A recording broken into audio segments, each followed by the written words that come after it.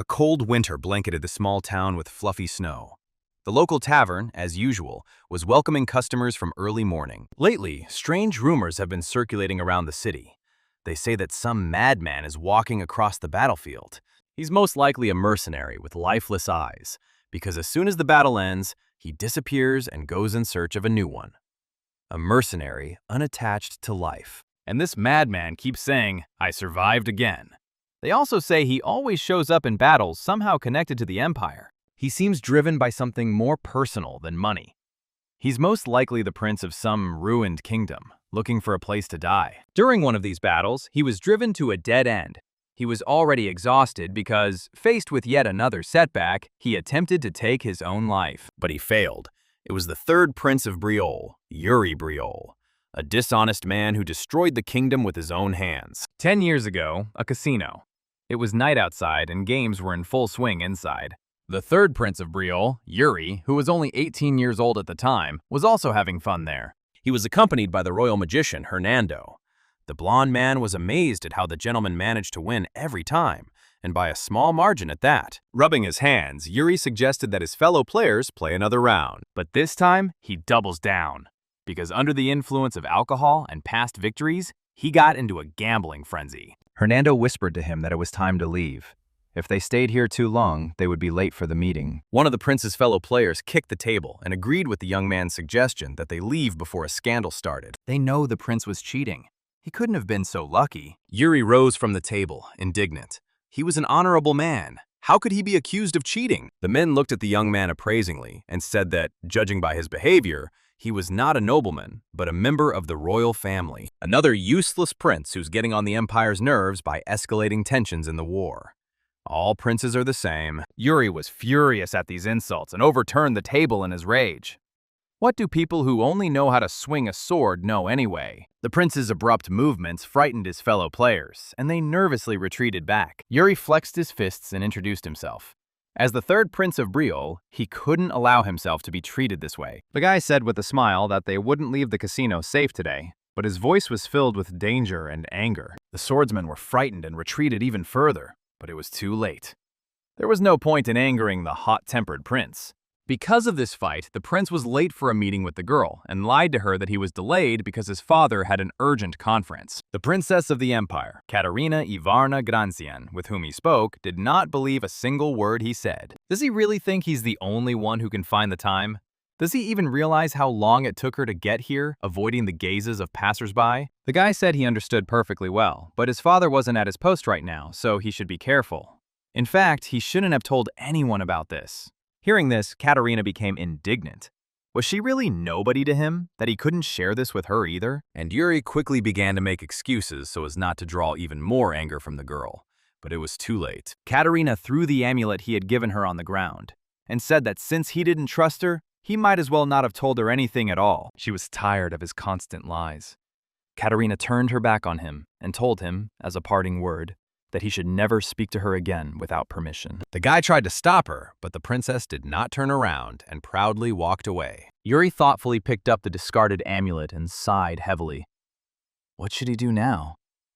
This time, making amends with the girl would be much more difficult. Lost in his thoughts, he didn't even notice that he was being watched from around the corner. From that day on, their relationship deteriorated even further.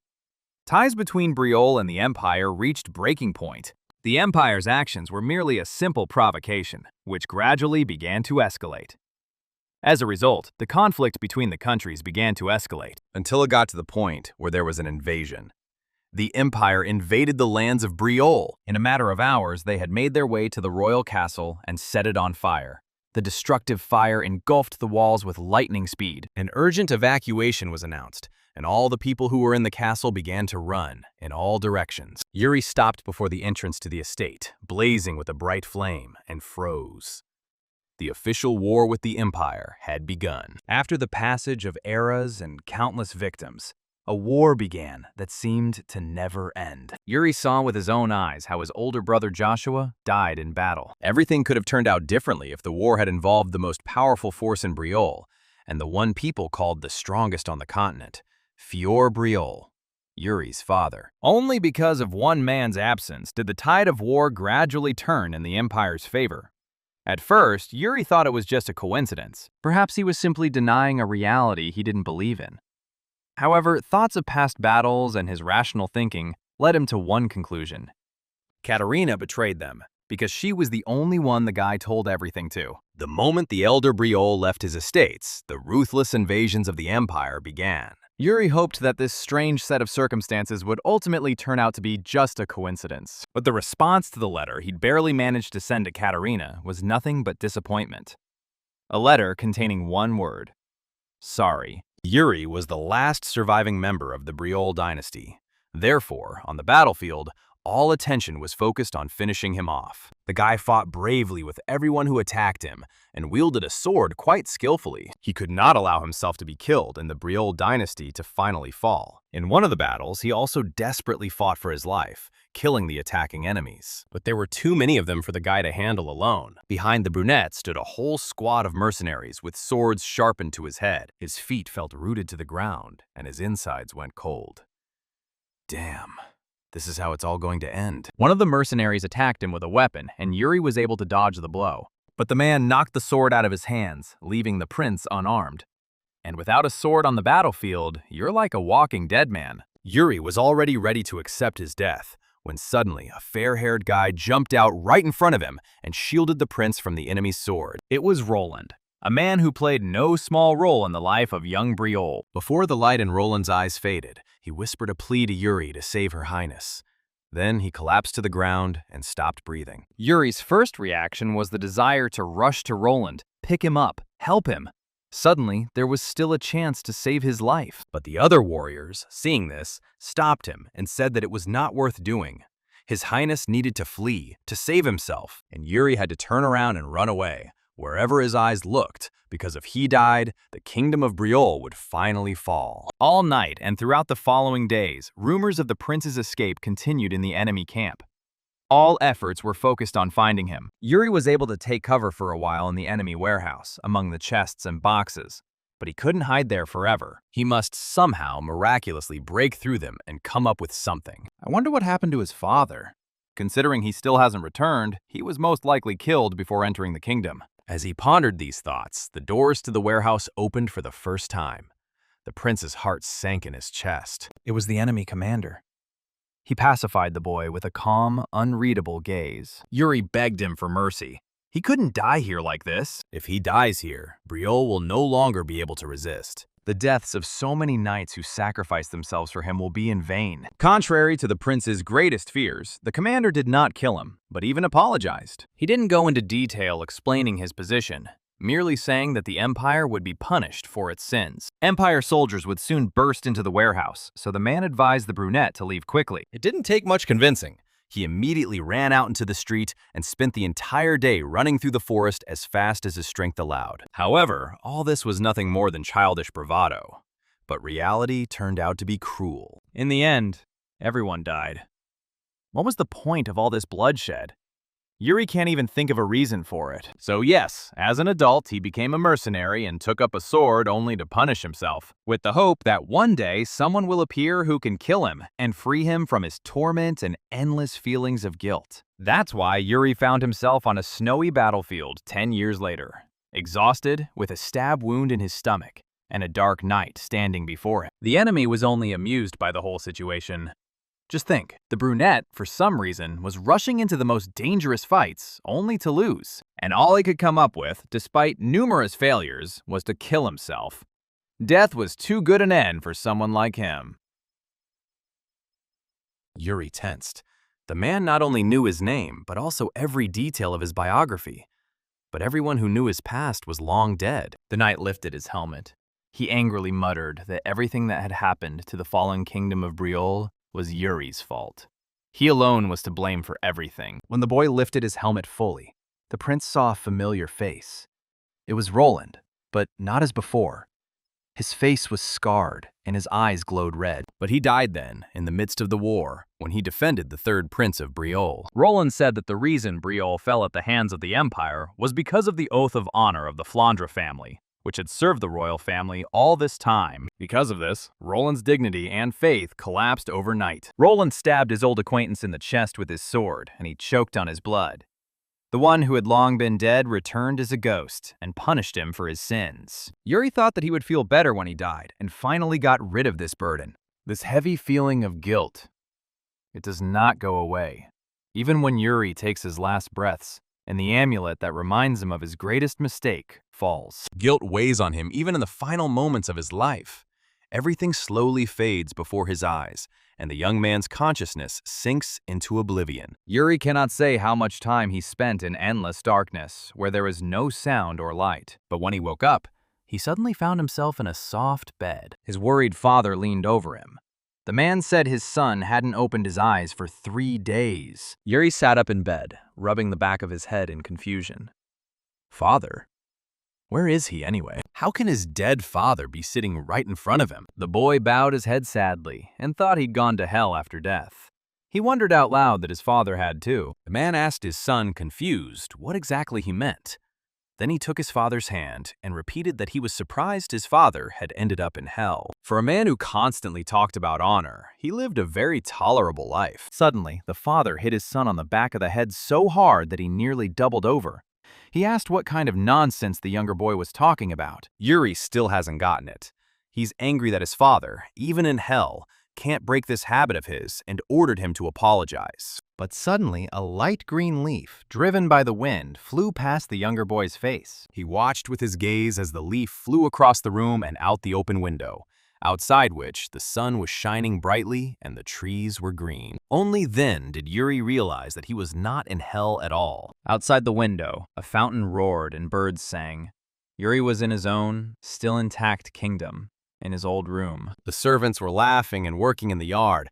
Everything was normal. Everyone was alive. If after death he found himself in hell, he would see sinners outside the window and the terrifying flame of purification. The devil must torment him and mock him for all the mistakes he made, for the life he wasted, for the fact that he let down his kingdom. But none of this happened.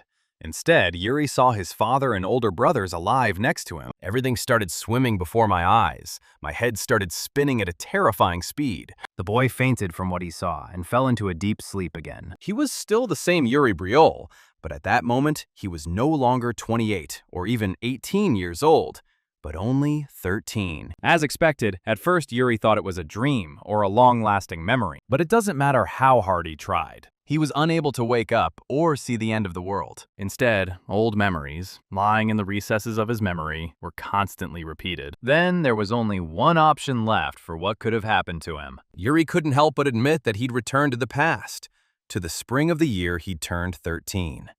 He'd been given another chance. Early morning. A maid entered the young prince's room and opened the curtains wide, letting in sunlight. She woke up the boy because the previous evening he had asked to be woken up early in the morning. It's time to practice swordsmanship. Hearing this, Yuri immediately opened his sleepy eyes. He immediately jumped up in bed, and the last vestiges of sleep vanished as if by magic. He began to take off his pajamas and, stammering with excitement, asked Ina, that was the name of the maid, to quickly give him his shower clothes. The girl approached him and politely asked him to calm down and not worry so much. First, she'll help him wash his face. There's no rush. They have plenty of time before practice. The boy froze in fear, looking at the girl, because memories of the bloody death of his subordinate during the war flashed before his eyes. Yuri tried to pull himself together and completely unexpectedly asked Ina to give him 3 hearty slaps. For the servants, such actions were tantamount to committing treason, but Yuri said that nothing would happen since he himself asked for it. Then Ina fulfilled his request and pressed her palm firmly against his cheek 3 times. Yuri had forgotten that the girl was so strong. Asking her wasn't the best idea. But he was convinced that everything that was happening to him wasn't a dream. He pulled himself together and showed up for training, even though his cheek was still burning from the hard slaps. The other people involved just laughed at him for his injury, and no one even offered to apply any ointment. Even Bernard, his personal sword trainer, said nothing about his sore cheek. The training began, and Yuri realized for the first time that Bernard always simply sparred with him, but didn't even point out his mistakes. He hadn't noticed it before because he was young and didn't think about it. When did Bernard start simply sparring with him? The answer lay in a private conversation between Bernard and King Briol. The trainer told his father that the boy was good when it came to intellect, but not in combat. If the prince had been a little more sincere, he would have been a blessing for Briol. Yuri recalled even overhearing this conversation. From that moment on, Bernard stopped making any effort to educate the young prince. They started sparring because they couldn't agree on anything during training. Bernard realized that Yuri had become increasingly lazy and didn't want to go to training at all, so he stopped trying to reach the young man. But this can't go on.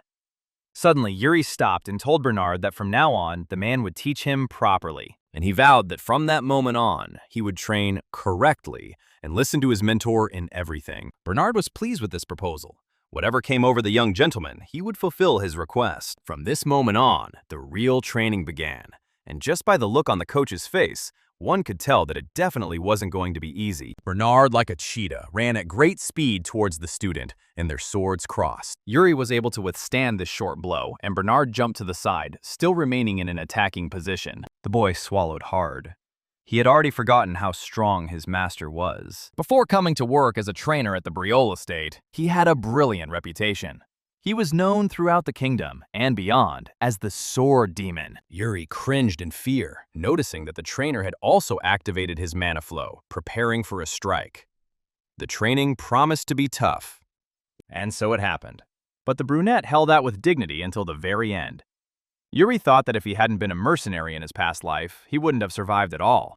Even though Bernard's training is incredibly tiring, his abilities will improve much faster this way, right? So he needs to keep trying. Bernard couldn't help but admit that Yuri had done well in training. He'd repelled all of his attacks. Where had the prince improved so much? Suddenly, Ina ran into the arena. She told His Highness it was time to stop training and leave. Because the king was requesting his presence. Yuri was surprised and asked why his father needed him. Ina said that apparently Count Johannes brought his son, the same age as Yuri. The boy remembered him from his past life, that he was the man who betrayed the kingdom and gave the empire a chance. His name is Got Bavar, and in the past, he happily led one of the empire's detachments. Yuri's mood worsened significantly. He wasn't about to stand on ceremony with a traitor in this life. So he sternly asked Ina where the idiot was now. The Briol family and their invited guests met together a little later in the dining room. Count Johannes looked at the third prince of Briol in fascination and noticed that he had changed quite a lot. He has become much smarter and more obedient, which is definitely pleasing. Yuri's father, as always, remained cold. So instead of acknowledging the changes in his son, he assumed that he had simply taken the wrong pills. The count laughed it off and said that then he wanted to give these pills to his son too, since Got had room to grow. Meanwhile, the count's little son looked at Briol's eldest son with great admiration because he always looked up to him. But the younger man's menacing gaze made him feel awkward and tense. The middle brother nudged Yuri on the shoulder and asked if he and the count's son had had a fight. The boy answered in the affirmative, still frowning. This really amused the brother. And what would their powerful younger Briol do then? Yuri didn't answer. His thoughts focused on his opponent. Got looked normal, but in reality, he was currently thinking about how to match the mood of the others. Now, as in the past, when he was older, the boy has not changed at all. Unable to withstand the uncomfortable gaze, Got also glared back angrily, hoping that at least after this, Yuri would stop pressuring him. And Yuri truly pulled himself together. This life would not follow the same shameful path as the past. Come to think of it, around this time in his past life, he had a fight with Got. Did he decide to betray Briol because he'd been resentful of the prince since that day? In this life, Yuri decided to act a little differently. After dinner, he challenged the younger Johannes to a duel in the courtyard. Instead of swords, they armed themselves with thick sticks. Yuri told his peer that the kingdom had no use for weak-willed knights, so he wanted to test him. Although he is not an official knight at the moment, he will become one in the future and will serve the kingdom. Got barely had time to hesitantly agree with this when the young gentleman announced the start of the duel and, without a second's hesitation, attacked his opponent. The boy managed to block the blow and told his opponent that a surprise attack was very cowardly. Then Yuri jumped back and slammed his foot hard into the sand, and it flew straight into his opponent's face. Sand got into Got's eyes, causing him to become confused. Wiping his eyes, he asked the prince to fight the noble battle, not like this. Then Yuri threw the stick aside and decided that he would continue fighting without any weapons. Smiling slyly, he ran up to his opponent, confident that victory was already in his pockets. With a deft kick, he very carefully knocked the stick out of the boy's hands and knocked him to the ground. Then he raised the enemy's sword and pinned him to the ground. In his past life, Got Bavar had used his honor as a count to sell information to the empire. Of course, he did it to survive, but this time, Yuri will make sure that Got will stand firmly on the soil of Briol. Yuri told the boy that his father was a magnificent count and a worthy knight. He asked him why he thought his father had received all these titles. God admitted he didn't quite understand what Yuri meant.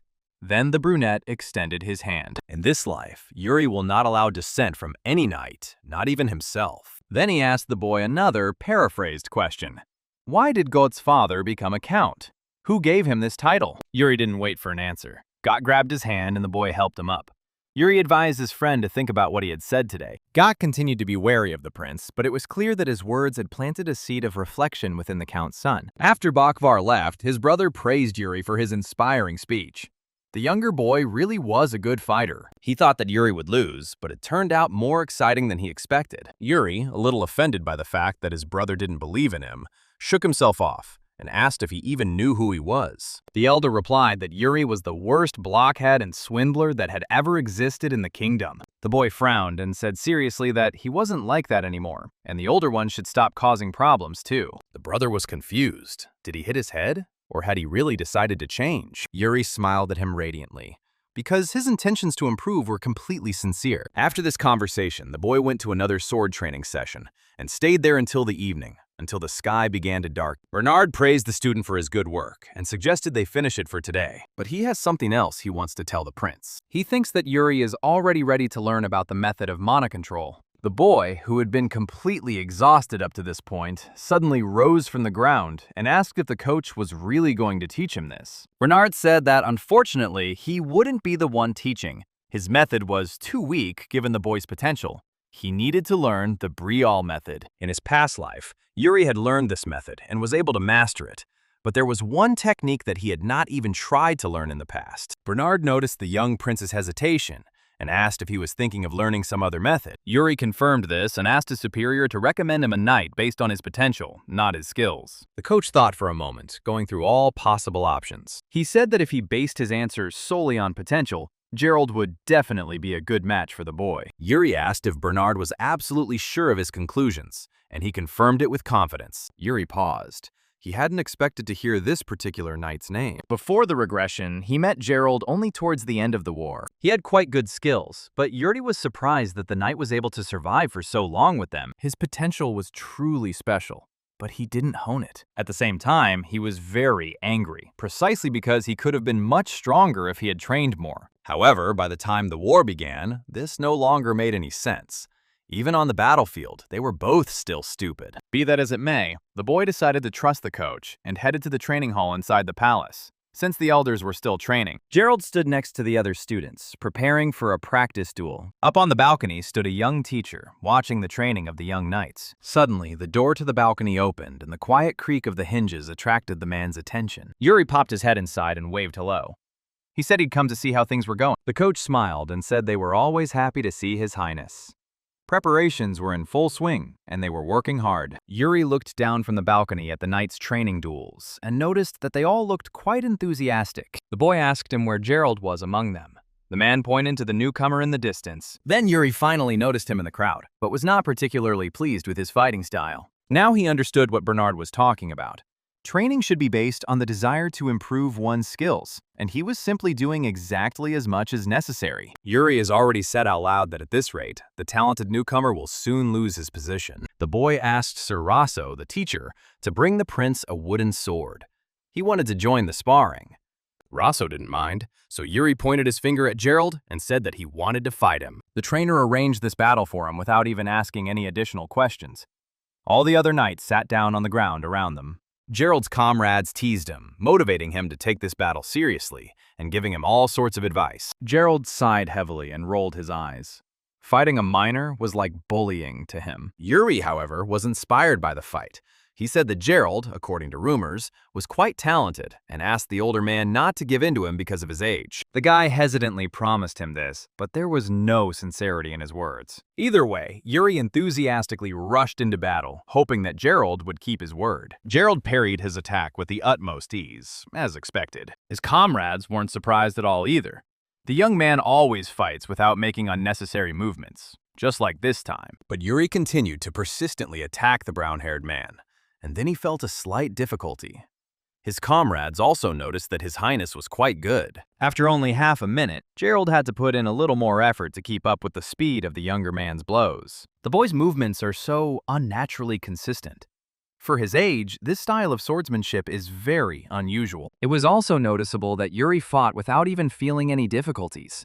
For him, this fight was like a game. It's as if he could attack even faster and more brutally, but he deliberately adjusts to Gerald's pace. Yuri was pleased to note that Gerald had finally realized that the younger one was giving in to him and said that fighting like that was no fun at all. Therefore, at that very moment, he sped up so much that Gerald barely had time to block the blows, and said that now he would fight seriously. Despite the most unexpected attack, the opponent still blocked the prince's sword. As expected, he has feral reflexes.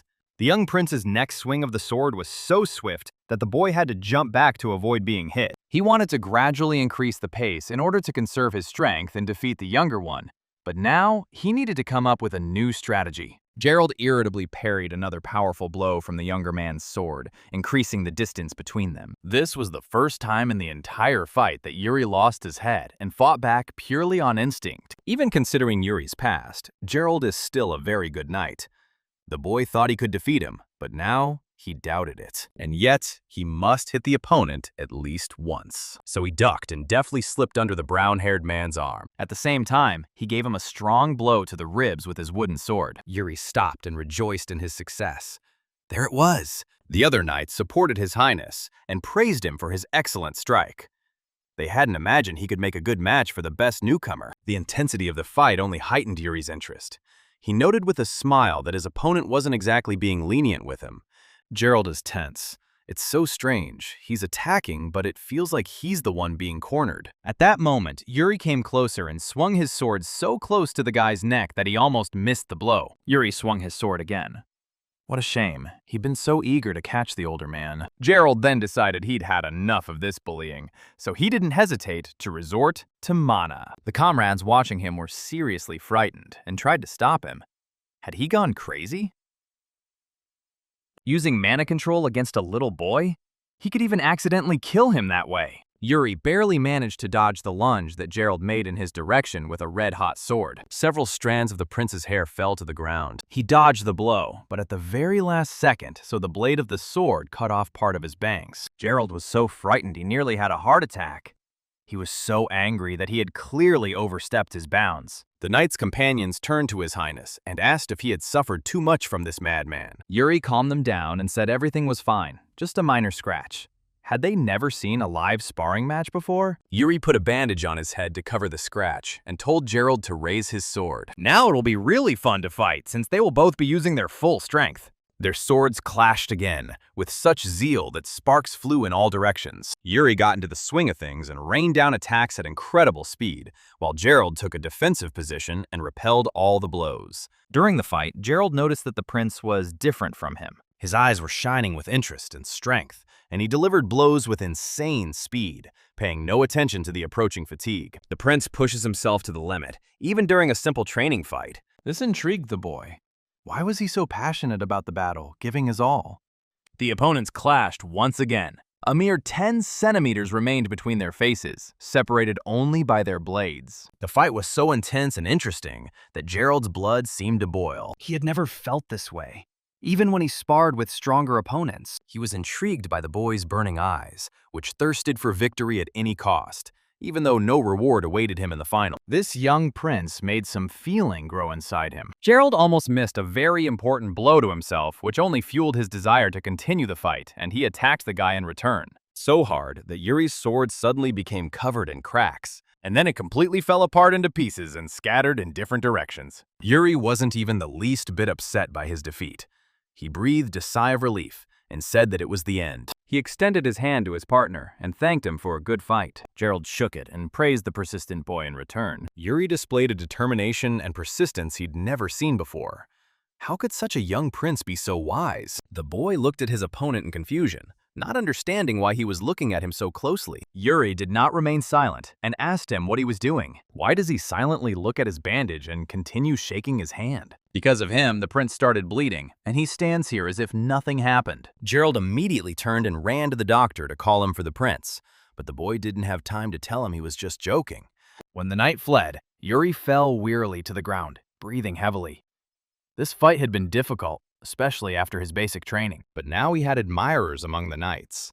They stood on the balcony and shouted his praises. His Highness was magnificent. At that moment, another man, the captain of the Knights of Briol, Saint, climbed up onto the balcony. The knights immediately stepped aside and made way for him.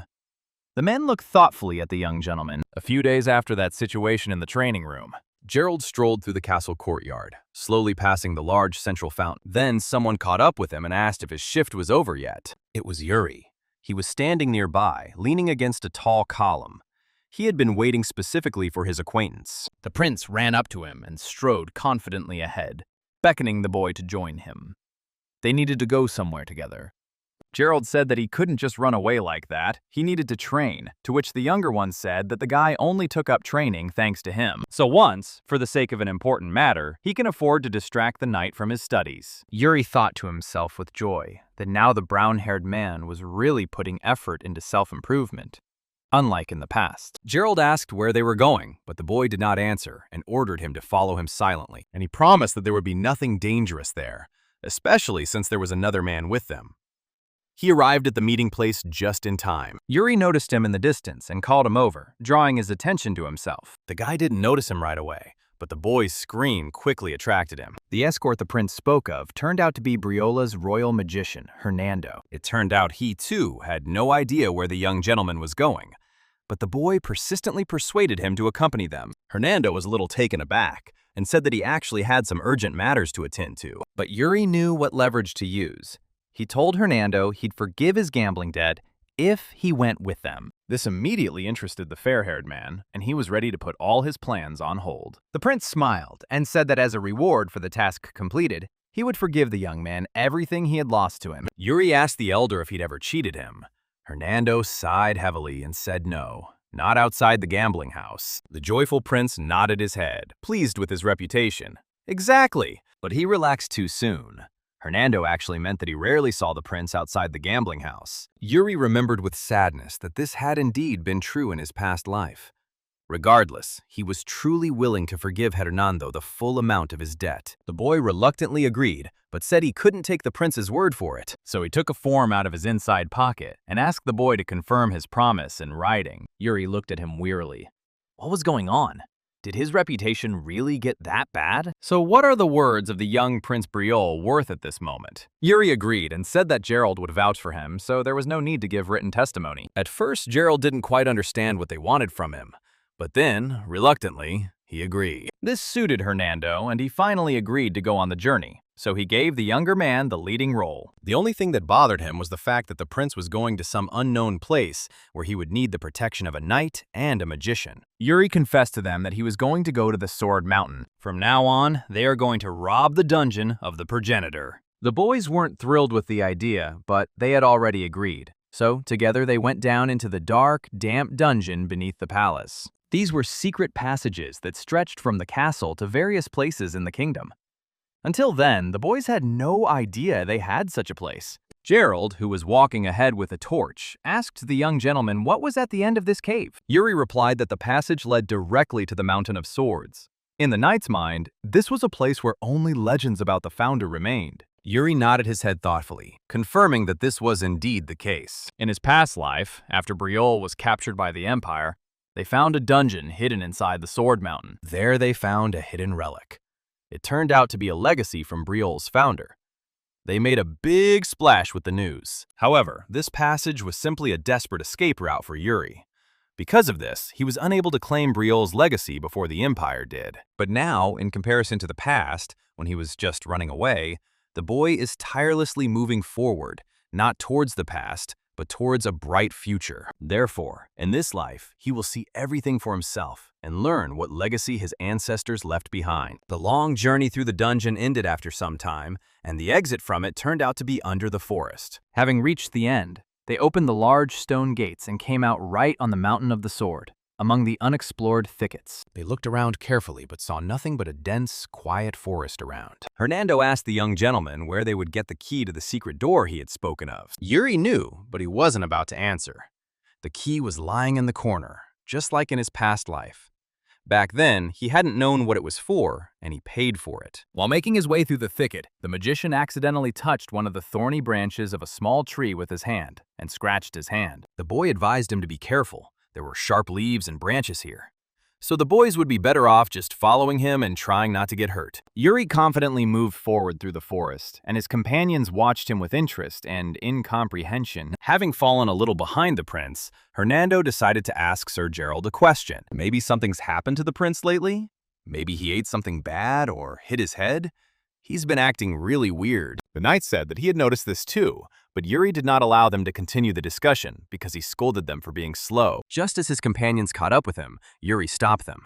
He himself froze in front of a bush, lowering his voice. Ahead of them, in the clearing, was a pack of terrible, hungry wolves. The team took cover behind the bushes, and then Yuri told his comrades that the wolves were moving in groups. There were likely even more of them here than were visible from here. When Gerald asked Yuri how he knew this, the boy said that he read it in a book. Hernando was stunned. He read that in a book? Another oddity, completely out of character for their prince. Yuri pretended not to notice or be offended by his surprise and said the wolves seemed to have missed them. They needed to quickly pass by. But they didn't even have time to come out from behind the bushes because Hernando completely carelessly stepped on a branch and it made a dull crunch under his foot. Hernando chuckled awkwardly, knowing full well that this mistake was fraught with dire consequences. He had barely managed to utter an apology when a ferocious wolf pounced on him from behind the bushes. Gerald immediately ran up to him, drawing a heavy sword from its sheath. Luckily, he managed to cut the animal's neck before it could sink its teeth into the magician's flesh. The heavy body fell at Hernando's feet, and he flinched in fear. Yuri noticed that Gerald, knowing the dire wolf's fur was quite rough, had used mana control. He praised the boy for it. But now the leader of the wolves has set his sights on the boys and will definitely want to avenge his fellow wolf. He howled, calling his subordinates for help.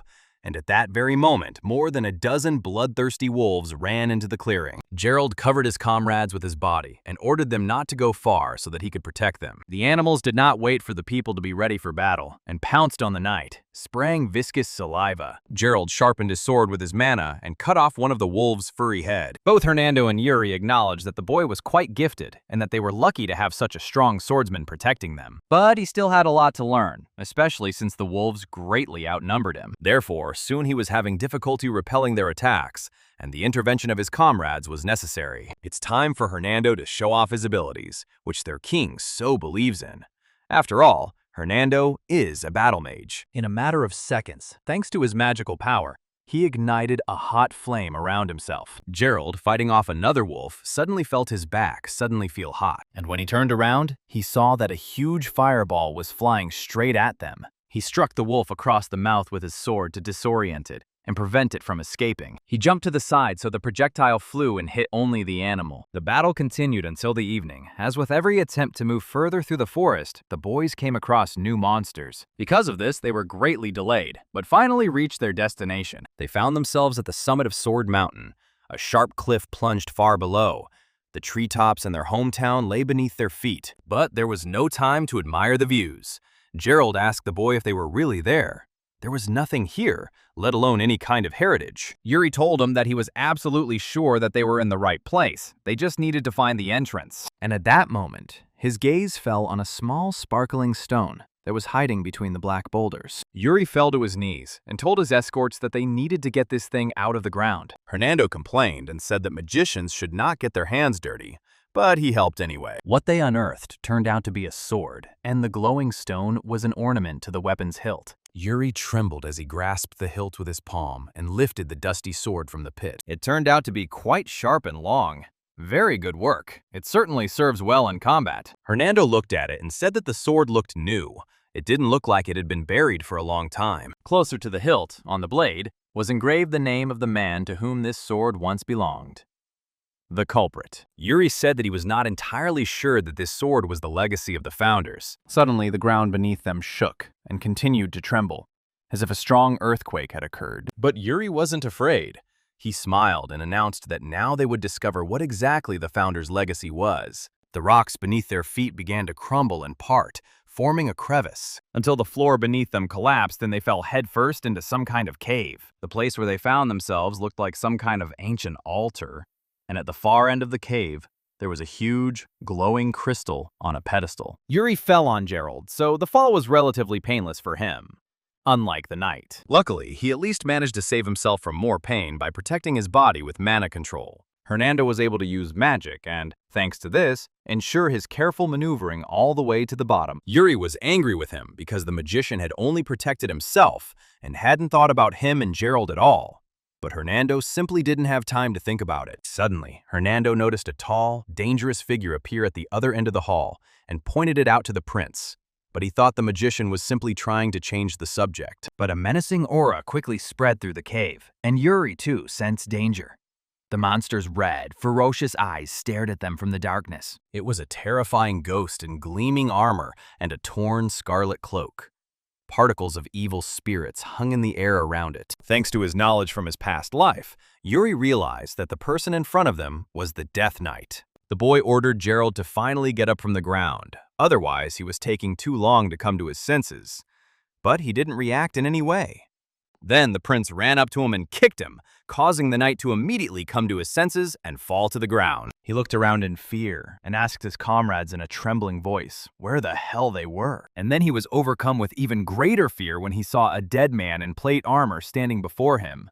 He, too, recognized the Death Knight. Even though he was scared himself, Gerald grabbed his sword and shielded the prince, doing his duty. The Death Knight walked slowly towards the boys from the other end of the hall, but stopped a meter away from them. A Death Knight is a knight who has returned from death. If a knight dies and is reborn in this form, they become stronger than they were in life. However, Yuri knew that everything was fine and told his escorts that the dead man was not dangerous. Gerald asked the boy how he understood this, to which Yuri only replied that his instincts told him so. It couldn't be that the knight guarding the ancestors' dungeon would fight him, a man with the same bloodline.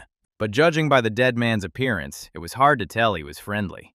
His lifeless, terrifying eyes bored into the boy, until the knight suddenly grabbed his sword in one deft movement. Hernando and Gerald, scared to death, immediately rushed to save the prince. A sharp blade flashed right in front of his face, but didn't touch him. And not even because Yuri dodged.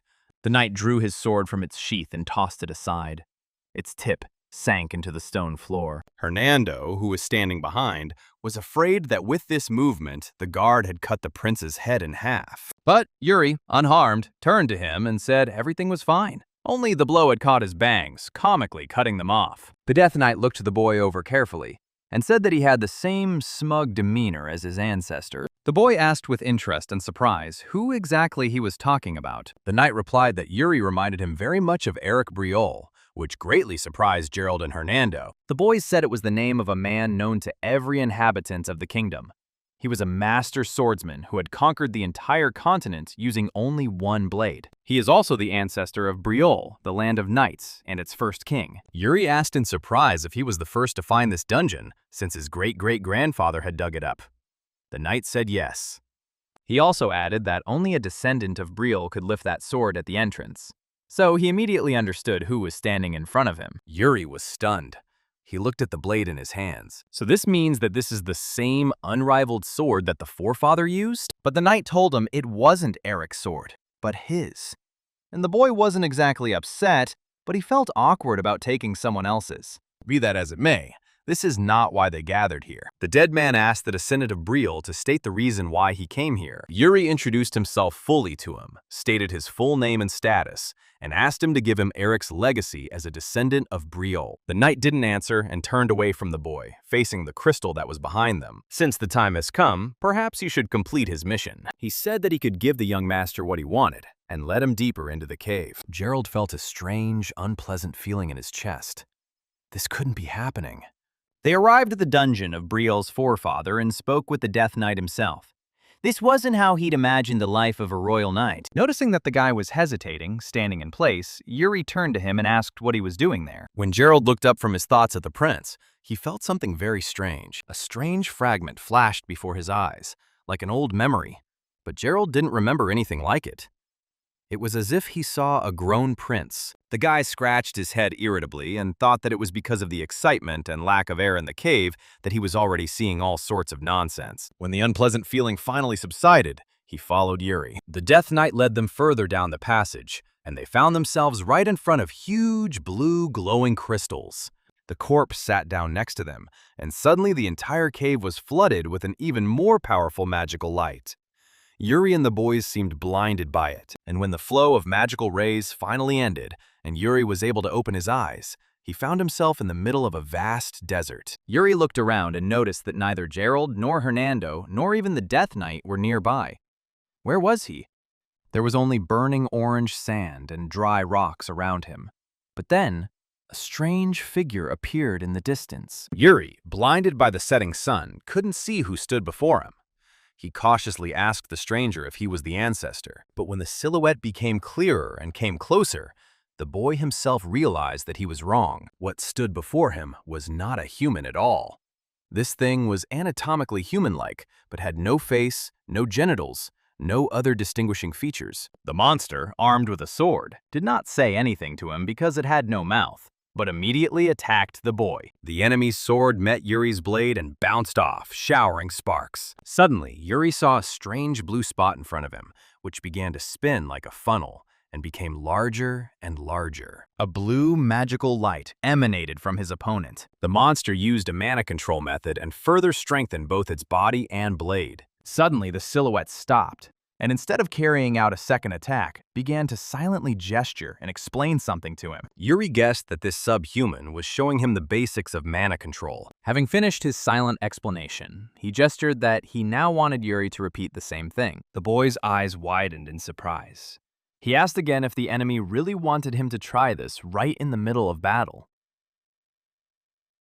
The silhouette nodded.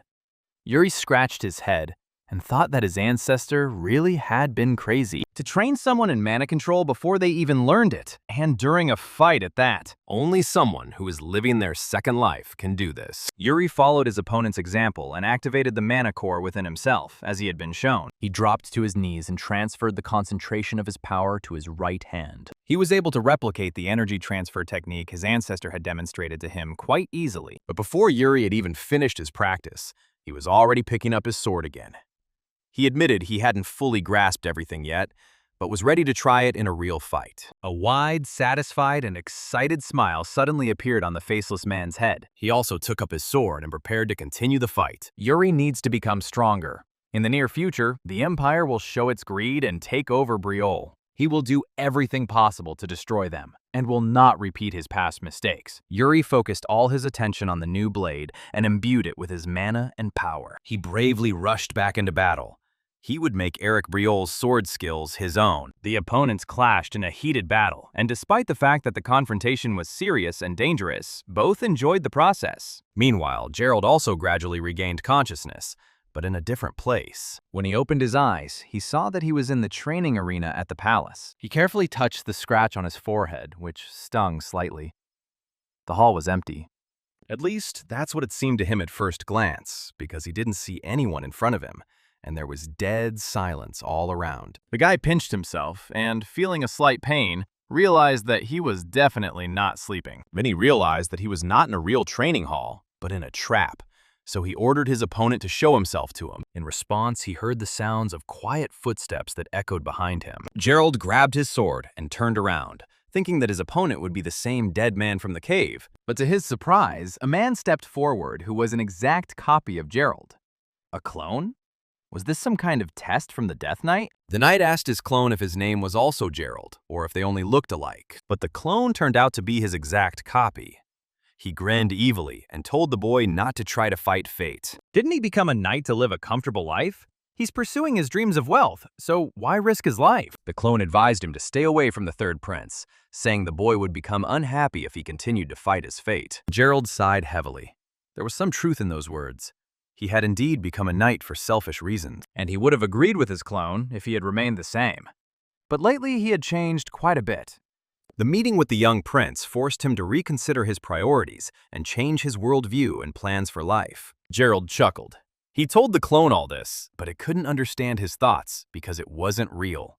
Yes, he can't turn back time and prevent what he did. So thoughts about what he used to be only distract him. So why dwell on them? The clone was very unhappy that he was unable to influence his original in any way. So he swung his sword and struck at the original, but it eluded the attack. It turned out to be painfully predictable. Not surprising, since the previous Gerald, who fought only at the bare minimum, was weaker than the current him. The clone uses the sword, focusing it on defense to avoid all kinds of risks. As Yuri had said, the old Gerald really had been boring. Now he realized it. The clone jumped to the side, taking up a defensive position, but the real Gerald fearlessly took the initiative in the fight. He struck the replica with his sword powerfully and hit the fake Gerald's sword, cutting through both his armor and his body. The wounded clone fell to his knees and doubled over in pain. But the worst thing happened when some strange, viscous liquid began to drip from the clone's open wound. In the blink of an eye, the fake Gerald transformed into a huge swamp mud monster that was twice as tall as the knight himself. The second phase of the battle had begun. Gerald, of course, was a little unprepared for this, but he wasn't surprised that he wouldn't get off so easily with just one fight. The size of the monster was truly astonishing, but Gerald promised himself that he could handle it, and he thought that the third prince was probably also in the heat of battle. Mentally, the boy wished his comrades luck in overcoming their trials. Meanwhile, in the endless desert where the young prince found himself, The fight with the faceless man was interesting, but too difficult for Yuri. He ended up pinned against a rock cliff and nearly lost. the tired boy hung his head and breathed heavily, looking at the ground. The faceless one came closer and swung his sword at the exhausted youth one last time. And immediately after that, the entire area was filled with a bright blue light, as if a powerful explosion had occurred. However, this powerful blow did not hit Yuri. In the last second before his death, the boy still found the strength to make one last push. He raised his sword and swung it with all his might at the faceless man's attack, pushing him back away from him. The opponent, of course, missed this blow, but was able to stay on his feet. Yuri straightened up, his second wind having taken hold. I wondered how much time had passed since he had started the battle. It was a bit dangerous. Questions about how he should use the mana control method and how he should swing the sword. All this slowed him down, and therefore he was behind his opponent most of the time. But thanks to his relentless fighting, his mana finally began to gradually stabilize. Taking a breath, Yuri suddenly noticed that the sword in the faceless man's hands was already covered in cracks from his blows. He wanted to use this to his advantage, but suddenly the blade broke into small pieces on its own, and right after him, the faceless man himself disappeared into thin air, which meant the clear victory of the young master. At the end, the enemy waved goodbye in a friendly manner and seemed to thank him for a worthy fight. It looks like it's time for Yuri to return to the cave. The boy closed his eyes, feeling his body already being transported back, and whispered words of gratitude to his ancestor for the useful lesson. When he opened his eyes again, he found himself, indeed, in the same cave. For some reason, his head hurt. A lot. In front of him stood his escorts, who by this time had also managed to complete their tasks. The Death Knight was still sitting in front of the crystals, and seeing that the boys had woken up, he grinned and suggested that they had had some very interesting dreams. He said that what happened to them was Eric's order, something he left for Briol's heir, who would one day come. In Yuri's past life, the Sword Mountain was destroyed by the Empire, so much so that no one from Briol could reach it. Yuri raised his head and asked the knight, did his ancestor also use mana control? The dead man said, no. Eric learned it during his journey to the Eastern lands in the final years of his life. It is his final legacy, created from the culmination of all his knowledge. Now Yuri is his first successor. This dungeon opens only at the right time. When this dungeon opens, it means it's time to use this power. Yuri asked him what time he was talking about, but the Death Knight couldn't answer. He said that Yuri should figure this out on his own. But the knight was at least able to tell him that this method of mana control was what Eric called a blow to the heart and soul. After this, the dead man asked the boy to kneel down. He was to give him his ancestor's legacy. The boy obediently dropped to one knee in front of the guard and bowed his head. The dead man placed his heavy palm on the crown of the prince's head and began to recite the speech that Eric had asked him to convey to his descendants. First, Yuri must not fear his enemies. The boy nodded in agreement. Second, let the boy do what he believes in. Yuri nodded again. And until the very end, he must fulfill his duty as Briol. Suddenly, the Death Knight grabbed the boy by the hair and lifted his face towards himself. There remains one last commandment that he must pass on from his ancestor before he finally dissolves into thin air. Briols don't disdain honor, even in death. His father and other older relatives always told him this. This is the sacred oath of Briol, and they must all adhere to it. This is how their short journey ended, after which they returned home. As soon as the sun rose, Ina came into Yuri's room to wake him up, as always. The boy winced in irritation at the bright light and shielded his eyes with his hand.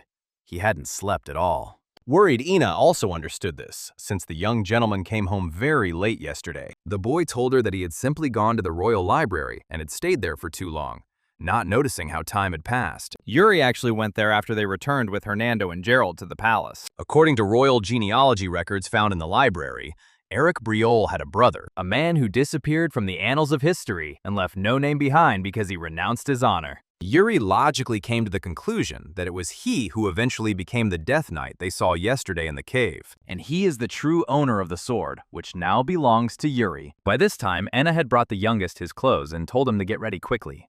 The king was looking for him. She doesn't know the exact reason, but after meeting Sir Hernando, the man asked his son to come to him. Yuri sighed heavily. He wasn't surprised to hear this after what had happened yesterday. At the end of the journey, Hernando told the prince that he would report to His Majesty everything that had happened to them in the dungeon. Yuri asked him not to do this so as not to cause unnecessary problems. But the magician said that some rather important events had happened, so they were obliged to tell the king about everything. So Yuri guessed that the magician most likely reported all the details of the campaign to his father. Having dressed, Yuri grabbed his new sword and went down to his father in the throne room. The father immediately got down to business and said that he learned from Hernando that his son not only left the palace of his own free will, but also found the ancestors' dungeon on the Mountain of the Sword. Yuri had no intention of lying to his father, so he only confirmed what the royal mage had said. Then the man noticed his son's new sword and asked if he had found it in the dungeon. The younger son confirmed it. The man came closer. He had recently heard a lot about how the boy had changed a lot. His maid, Bernard, signed, and even Hernando spoke about this. He placed his hand on his son's head and asked him to tell him what had changed him so much. The boy gripped the hilt of his sword nervously, unsure how to respond. Even if he told the truth, his father wouldn't believe him anyway. They humbled him with a stern look and asked him again. Was he really not going to answer? Yuri said that he does not speak out of reluctance. There is another reason. He can't tell what changed him so much, because his father clenches his fist, and he's afraid of his reaction. Then the man relaxed his hand and seemed to relax even more and exhaled. And again he asked his son to answer the question, since now there was nothing in the way. Yuri thought for a moment, deciding how best to answer, and finally said that he had a dream. And in this dream, the boy committed a terrible sin, which is painful even to remember. The king looked at him in surprise and asked what kind of sin it was. Yuri hesitated and bashfully lowered his eyes, collecting his thoughts. And then he suddenly gathered his courage and admitted that the sin was that he could not save Briol. In his dream, the kingdom became part of a great war in which many innocent people died. He desperately tried to save Briol, but he failed. He lacked the strength, courage, and resourcefulness. As a result, the kingdom fell, and he was forced to flee from it dishonorably. Ultimately, he wandered the world for many years, plagued by guilt, and then died by an enemy's sword. He woke up from this dream and realized that the necklace his mother gave him was missing. Then he suddenly thought, maybe this dream was a warning from his mother. And he decided that it was time to change. That he had enough of bringing nothing but problems to the kingdom, and that he must nobly fulfill his duty as a prince. The father listened to him attentively, and then asked what had destroyed the kingdom in the boy's dream. At this point, Yuri hesitated. It was too early to tell his parent about the Empire. Besides, there is a chance that the Empire will not attack, since he is already changing the past. So the boy told his father he wasn't entirely sure what had caused it. There was some dark army there he didn't know. Then the father softened and calmly told his son that it could have been either an ordinary nightmare or a real warning. But he was glad that the younger one had pulled himself together. Yuri didn't like the last phrase about pulling himself together, because it wasn't quite true. If he hadn't returned to the past, he wouldn't have come to his senses. Having received such a chance, he only tries to atone for all his sins and save the kingdom, which he was unable to do in his past life. Suddenly the king had another question. Something needed to be clarified. He ordered his son to bring his newly acquired sword for this purpose. Fior Briol is a genius who has wielded a sword since birth, a man of many titles. He made his name on this continent with his incredible skills. He is considered one of the continent's top 10 strongest athletes. He is also considered the strongest among those same 10. Simply put, he is the strongest swordmaster on the continent, whom no one dares to look down on. Fior brought his son to his personal training hall, which Yuri found himself in for the first time. There, the king confessed to him that he did not think that any of his sons had the talent to wield a sword. Yuri immodestly said that he was apparently the exception among the 3 of them. The father didn't like his son's pride in his skills. He extended his sword, pointing it at the younger boy, and he asked him what talent means for a swordsman. Maybe strength, speed, reflexes, or outstanding intelligence. If you have all of this, can you become an outstanding knight? Yuri didn't know what to say. He thought these qualities were sufficient to master swordsmanship. But my father disagreed and confidently said that it wouldn't be enough. What is more important than these things on the surface is what can make you surpass your human capabilities. Something that stands even above the crisis or the sense of duty. Suddenly, his father activated his magical core, and Yuri noticed that the aura around his father changed and turned red. The boy felt a strong excitement wash over him as he felt this uncontrollable power, and he gripped the sword tighter in his hands. But just as quickly as it appeared, the aura disappeared. Fiore sheathed his sword and said he himself didn't know the name of this secret feeling. It feels like a kind of call of the sword, if you try to associate it with something. Yuri finally relaxed, though his heart didn't feel particularly calmer. He asked, "Maybe this is what fate is?" The man thought for a moment and nodded. Perhaps so. Yuri looked closely at his blade. In his past life, he had not followed the path of the sword. But what now? Could it be that he's unknowingly embarked on the right path? Or is that something he's yet to discover? Fior asked his son what he was thinking. Should he hold the sword? Does Yuri hear the sword calling to him? When death approaches, does he still cling to his sword? Yuri tried to focus on his feelings, but he had to honestly admit that he didn't feel anything. However, when he looked up at the king afterward, he no longer resembled his father. Instead of stern brown eyes, 2 red dots stared at him. Fiore suddenly changed and became like a faceless shadow, and the walls of the training hall seemed to blur in his field of vision and darken. The boy's heart was pounding like crazy. It was as if huge red eyes were staring at him from all sides, ready to swallow his poor soul whole if he made a mistake. Panic began to build in his chest. Suddenly, frightened voices were heard from all around. Blurred silhouettes began begging Yuri to run, to save himself. And then, in the blink of an eye, all of this disappeared from view, and Yuri suddenly found himself in the middle of a huge fire. His house was burning, his kingdom in danger. Yuri found himself back in his adult body, in the midst of a hot, bloody battle. He looked around in horror. Why was Briol on fire again? What was happening to him? Suddenly, strange voices were heard behind him. They were shouting joyfully, but with hostility, that they had finally found the 3rd prince. A large detachment of imperial warriors ran towards him with swords, and beside them rode the Empire's enormous cavalry. The boy's heart sank in his chest at the sight. He looked at his hands in shock, his head spinning from the amount of emotions and the murderous heat around him. What happened? Why did he suddenly return to this nightmarish past? How did it happen that he again witnessed Briol's fall? One of the enemies took advantage of the prince's confused state and vilely attacked him from behind. Young Briol barely had time to notice this, and at the last moment turned around, stopping his sword with his own. With a little more force, he managed to push him away from himself and cut open his enemy's chest. Then he heard that more people appeared next to him, but this time it was not an enemy detachment, but his subordinates. They shielded the prince and told him to run away, to save himself, while they held off the imperial army. Yuri watched in horror as everything unfolded. Could it be that all this time he'd spent in his younger self's body had just been a strange, long dream? In the end, Briol was destined to collapse. There was nothing he could do to stop it. Yuri didn't flee the battlefield this time. He stood amid the blazing flames, glaring at his opponents. He's not the same now.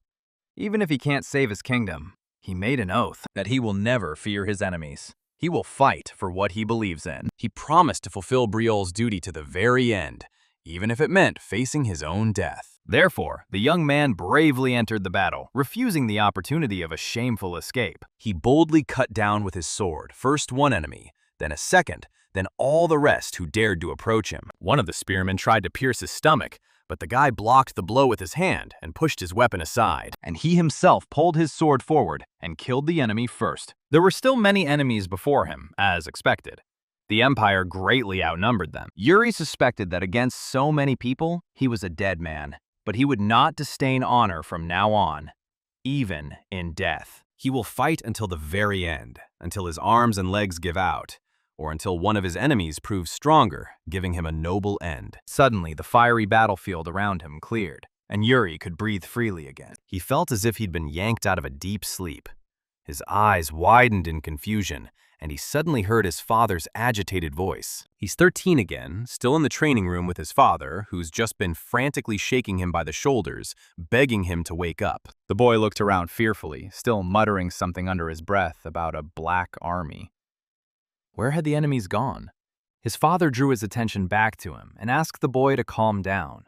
He said Yuri had just had a hallucination. He excitedly asked his son what he saw in his vision. The boy was too excited to answer, but his father managed to draw his own conclusions. He looked at him softly, placed his hand on his shoulder, and suddenly admitted he'd been wrong about his son. He'd proven he could handle a sword with dignity. Yuri smiled proudly. He agreed and said he had made his decision. He was ready to strive for it. But the gentle smile on his father's face didn't last long.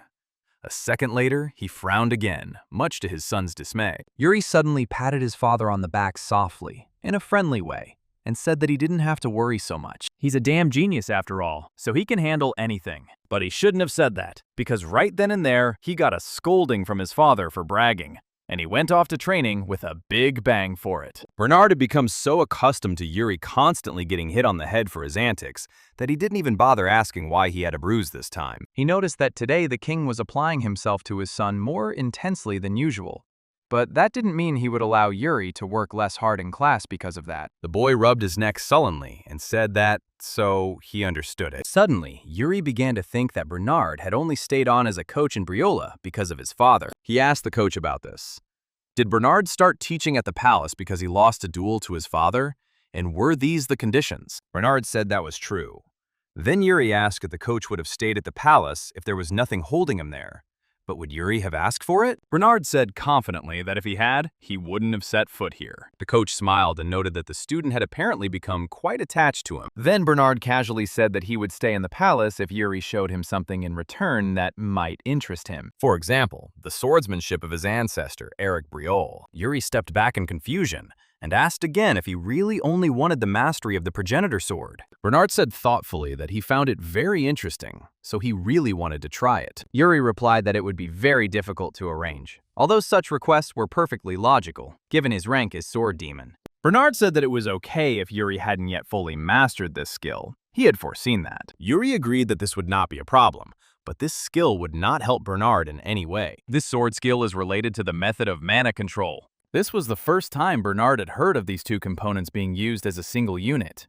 Mana control is typically used to enhance a sword's mastery. That's why the boy said it would be difficult. Besides, the method itself is only half studied. Nevertheless, Bernard agreed to these conditions, which made the boy very happy. Bernard agrees to begin teaching even an incompletely studied method, and in exchange, he will still remain teaching in Briol, even after the terms of the bet are over. Even if the young prince hasn't fully explored it, there will be parts that Bernard will be able to understand thanks to his experience. Yuri was satisfied with this. So, at this point, their agreement was successfully sealed. Then Bernard took up the sword and suggested that Yuri demonstrate this skill to his elder right now. Yuri also grabbed the sword and said that this method is called A Blow to the Heart and Soul by Yuri Briol. But before the battle began, the coach said that he wanted to confess something else to the young man. He had, after all, originally planned to stay in Briol, so he had essentially just deceived the boy. His Majesty allowed Bernard to stay here and teach swordsmanship for at least another 10 years. Yuri was, of course, offended by this, but he didn't have time to think it over properly, because at that very moment, Bernard announced the beginning of their battle. The boy's irritation played into his hands, so he pounced on Bernard with doubly motivated retaliation. In the evening, Yuri lay in his bed at sunset and thoughtfully looked at the ceiling. His life has changed so much lately. In this future, Briol will not be destroyed because of his mistake. Even though no special measures were taken for this, the fact that Bernard decided to stay in Briol and not leave, as in his past life, proves it. Changing the future seems so vague and uncertain to Yuri, but little by little, it is definitely changing. But that's not all. This time, he must stop the Empire, without making a single mistake. Suddenly, Enna entered his room. Having overheard Yuri's monologue, she said that he just had to stop causing trouble. Yuri sat up in bed, agitated. What had he done? Was there something else on the schedule he'd missed? But Anna didn't mean today. Yuri had a meeting scheduled for tomorrow, and Anna had come to remind him. Tomorrow there will be a meeting of elders, and for some reason, the king said that young Briol is obliged to attend it. He needs to leave early tomorrow morning. It was said that most of the elders would be present at this meeting. Anna grabbed the young gentleman's hand, hopefully, and she said that tomorrow at the meeting there would definitely be stubborn and scary people, but the prince should under no circumstances start a fight. Yuri was finally able to breathe a sigh of relief and assured Ina that he would definitely not do anything stupid. The next day, Yuri arrived at the conference room just in time. Everyone was assembled. Anna was right about the audience not being the most pleasant. The elders' objections began right from the start of the meeting. Duke Eugene Gennard Gertie spoke first, angrily declaring that the prince should not study an unproven method of mana control. Judging by the reactions of the other council members, they shared this man's opinion. Usually, the council discusses issues of governing the kingdom, but this time, the main star was the third prince. This place had long since become a playground for the struggle for the throne. Now Yuri understood why his father hadn't attended such gatherings in the past. Eugene told Yuri that it would be better for him to spend his time learning the Briol method rather than learning some obscure method. Another duke, however, entered into an argument with him. How dare he claim his ancestors' legacy as some unproven method? Then Eugene suddenly asked a provocative question. Why were they so sure this was truly the ancestors' legacy? They scolded him for doubting the prince's words. The duke immediately corrected himself and said that he was not against Yuri, he just needed to see for himself. Yuri chuckled.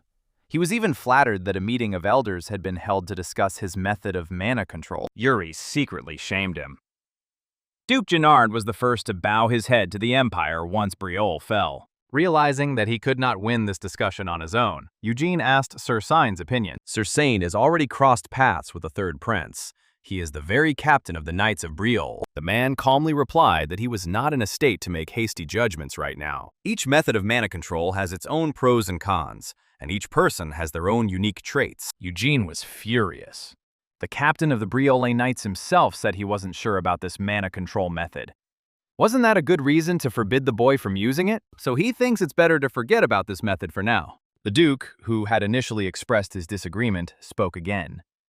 Sir Sein did not mean this at all. He was saying that each method has its own value. But the other dukes stood up for Eugene. They believed Duke Gennard was concerned that this method of mana control could harm the prince. Yuri looked at the faces of the remaining dukes and guessed that things were bad. He turned out to be right. Most agreed with Eugene, but the real reasons weren't rooted in concern for the prince. The situation has changed dramatically. With a little time spent studying mana control, it's possible to completely change the core's operation. But due to the experience of the progenitor's illusion, the blow to the heart and soul was already firmly rooted in his core. Unfortunately, he can't even explain it to them. So what should Yuri do? Help came completely unexpectedly. Suddenly, another council member stood up for the boy. He sarcastically remarked that Eugene, as always, was choosing his words cunningly to prove his point. But he would like to ask one question. Has anyone here ever fought an orc? The man rose from the table and bowed to his comrades. He introduced himself as the Free Lord Calcio Eran. Duke Gennard was indignant. How dare a simple baron attend the Council of Elders? The man ignored the reproach and instead said that he himself did not want to come, but there was nothing else to do. After all, Duke Sindor trusted him and asked him to be present at the meeting. Sindor, as befits his title, is a lord who guards the borders as well as the entire front line. He is known as a true soldier who spent his life on the battlefield, and also for not being interested in the affairs of the nobility. Those around him were surprised that Duke Sindor sent an envoy to the meeting of elders, although he had previously had no interest in such events. Calcio said that his master, seeing how the nobles were playing their political games at this table, realized that he had to intervene. In a real fight, the type of mana control method matters little. Whether it's Briol's method or the imperial art of the Lionheart, it all depends on the knight himself. Calcio asked if His Highness agreed with this point of view. Yuri agreed. He didn't really understand why this issue was being decided here. He would still do what he saw fit. So, it means that the prince who wields the sword decided to follow the will of the progenitor and the method of mana control.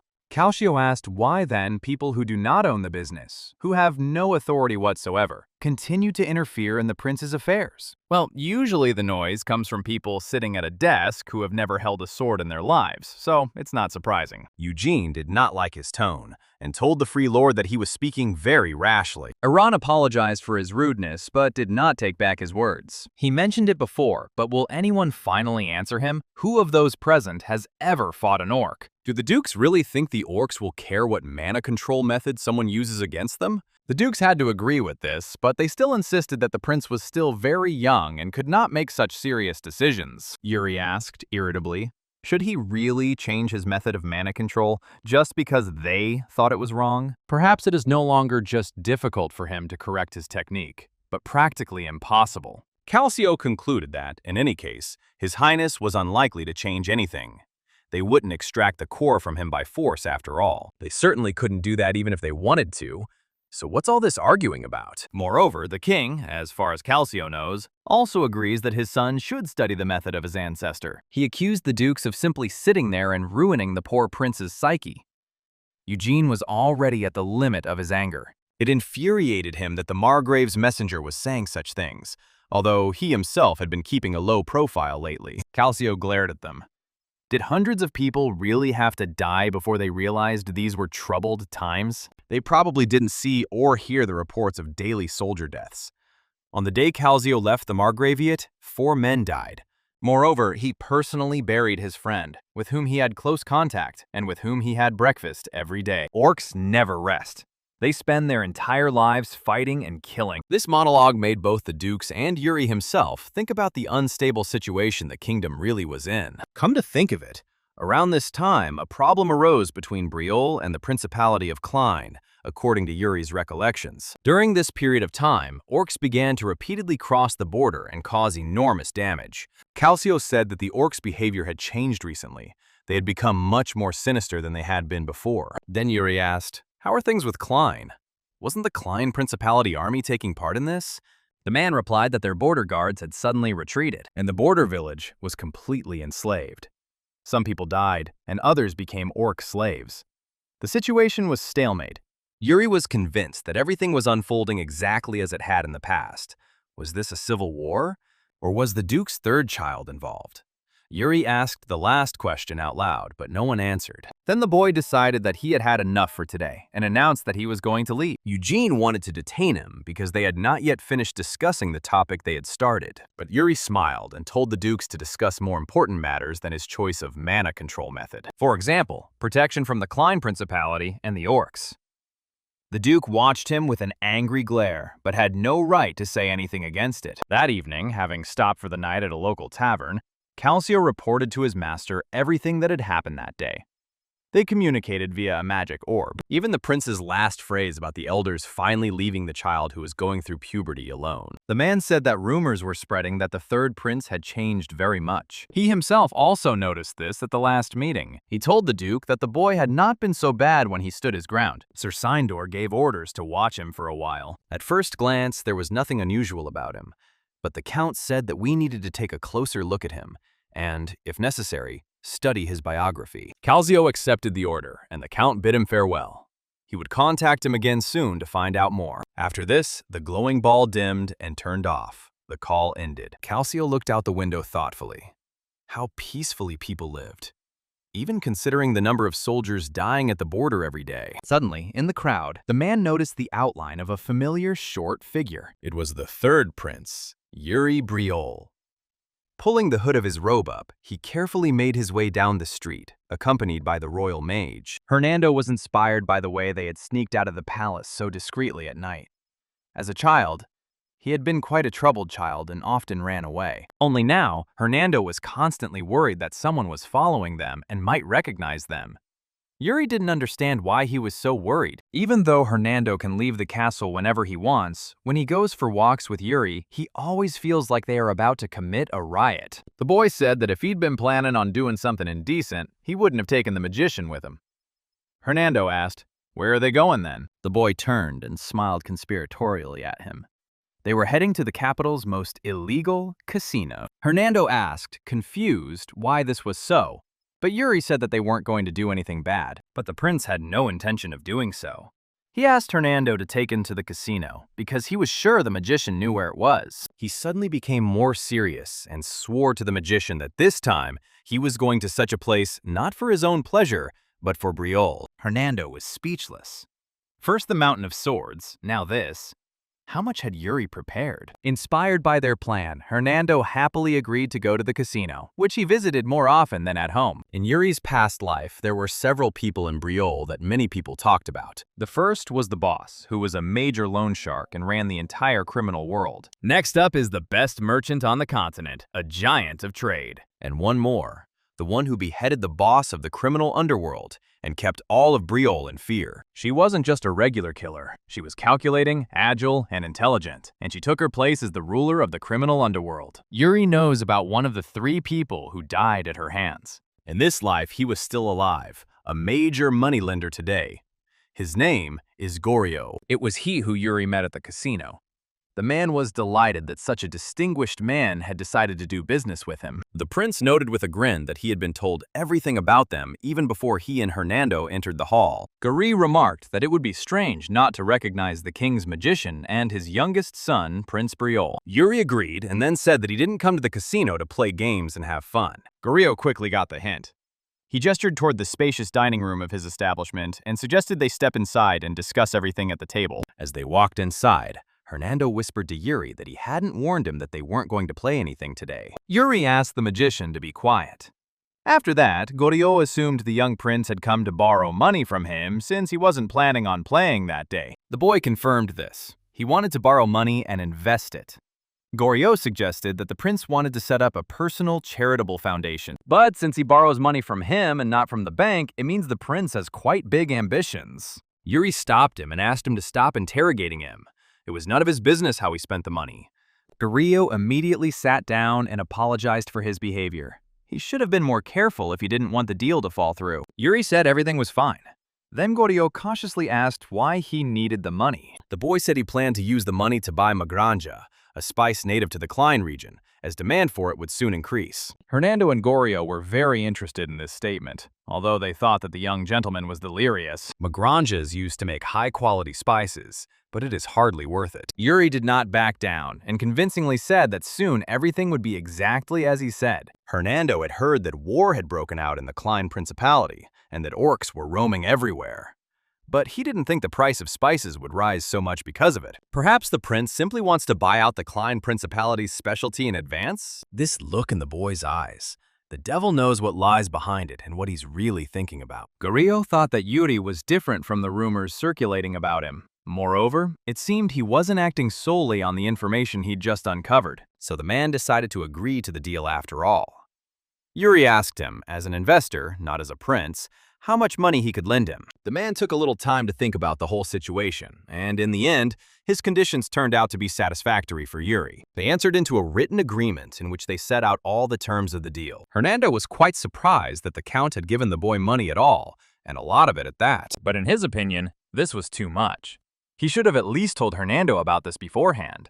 Maybe he was planning on coming and playing. Yuri, laughing, replied that if he had told the magician about everything in advance, he would have immediately taken him to his father. And now they went to the trading floor, since Yuri needed to do something there. In fact, magranja is guaranteed to be profitable. The only alchemist who knows the recipe, Duke Klein's attending physician, will die in the coming war. This is a product that will not have a fixed price, at least until a replacement is found. Surprisingly, instead of the central trading area, Yuri brought his friend to some quiet, almost deserted place. And he stopped in front of a low, very old and dilapidated house, which didn't even have normal windows. Suddenly, he told Hernando that they were there, and the boy couldn't believe his eyes. What was the prince doing in such a squalid, crumbling place? But the boy didn't listen. He knocked hard on the front door several times and kept calling for Ileana Wood to come over. Soon a young woman appeared from behind the door. She was well and neatly dressed, her expression confused and even a little frightened. Yuri hastened to greet her and introduced himself as the third prince of Briol, so that she would not worry about the uninvited guests. The boy extended his hand to her and said that he wanted her to do something for him. As they were leaving, Hernando continued to pester Yuri with questions, because what Yuri had done did not fit into their plans at all. The boy entrusted the purchase of the Magranji to some failing company. Who would take such a risk in such a situation? But only Yuri knew that everything would soon change. Ileana is now a trader for a declining company, but very soon she will become rich thanks to her abilities and become the greatest merchant in the kingdom. And unlike Goryo, who is full of honor and praise but resorts to all sorts of dirty tricks, Ilian keeps his promises to his clients. Since the girl was a legendary merchant even in Yuri's past life, in this life he can befriend her and make her a mythical merchant. Giving up trying to understand the boy's decisions, Hernando asked him if they could now finish their business for the day and go home. But Yuri stated that this was not all, and that he still had one more matter to deal with. Hernando tried to stop him, but Yuri was adamant and confidently headed into some dark alley. Hernando became alarmed and asked him where they were going. But Yuri's thoughts were elsewhere. Major underworld figures are ready to help him. Only one thing remains for the plan to succeed. Yuri took Hernando to some seedy alley where there was a large concentration of homeless people. Things were so bad that they were fighting among themselves for a piece of bread. And in all this madness, Yuri needed one specific person. He was sure that at this time, she must have lived in this place. And he was not mistaken when he finally noticed the dark-haired girl he needed nearby. She, along with other peers of Yuri, sat by a half-broken wooden basin and washed torn clothes. The boy turned to her and solemnly introduced himself, stating both his name and his title. The girl calmly asked him again, "Is it really a prince?" No one would have thought it, but this girl would become a ruthless killer in the future, who would kill Goryo and take his place. In a past life, she survived the Assassination Academy and later became its leader. Her name is Asana. She looks nothing like the cold-blooded assassin now. Her clear blue eyes stared at the prince in confusion. Yuri, noticing the girl's anxiety, said that she could calm down. He simply decided to stop here during his patrol to make a small donation to those in need. Yuri extended his hand to Hernando and asked him to convey what he was saying. Hernando reluctantly handed him a heavy bag filled to the brim with gold coins. At that moment, Yuri's gaze fell on the little girl who was hiding behind Asana's back. In her past life, Asana borrowed an obscene amount of money from Goryo to cure this child. Like everyone else who borrowed money from him, Asana fell into debt. It was then that the legendary killer was born. She simply had no choice and had to fight for survival somehow. But Yuri has the power to change that. Yuri gave the girl the entire bag and advised her to spend it on healing her younger sister in the temple. The girl asked in surprise what the prince wanted in return, and he did indeed have something to ask for in return. But now he didn't need anything from her. Yuri reminded her of his name and asked her to remember it, because they would definitely meet again in the future. After this, he pulled the hood back over his head and walked away with Hernando. On the way, the magician asked him why Yuri had decided to give the money to that homeless girl. Yuri vaguely replied that it was an investment. Now everyone he needed was connected to his destiny, and in the future, he would be able to use these connections to his advantage. But Yuri needed one more person, whom he and Hernando had not visited today. Yuri suddenly stopped and turned to his comrade. He had one question for him. The boy asked the magician what he saw then in the ancestor's dungeon. Hernando smiled and easily replied that his illusion involved gambling. He played the game of life in the Empire, in the Boss Rega's casino. Yuri expected to hear something different from him, but overall, this suits the magician just fine. Then he decided to change the subject and tell the magician something else about today. Yuri gave him a friendly slap on the shoulder and asked them to be careful. The next day, the king summoned Hernando to the throne room for a conversation. He heard that the guy was on patrol with Yuri last night. The king asked him to tell him what had happened there, and Hernando, like an obedient subordinate, did. That at first, the prince slandered him to leave the palace with him. And they went to the casino, the biggest one they had in the capital. The king wasn't even surprised by this. He asked if they were gambling there. But then Hernando decided to lie to cover for Yuri at his personal request. The boy replied with a smile that yes, they were playing. The magician thought the prince was quite skilled at card games, but it turned out he wasn't. The boy lost all the money he'd given him. The king asked what they had been doing after leaving the casino. They had been gone for quite some time. Hernando could have said that the third prince surprised him by first borrowing a large sum of money from Goryo and then giving it to an unknown merchant. And after that, he even gave a lot of money to an orphan he'd never seen before. But he didn't want to let the prince down. Instead, he said the boy simply walked around the city and observed how ordinary citizens lived. He was interested in their way of life. And then they returned to the palace together, as the king knew. Hernando confirmed this and said that they did nothing else yesterday. The king propped his head up with his hand and sighed heavily. So that's how it was.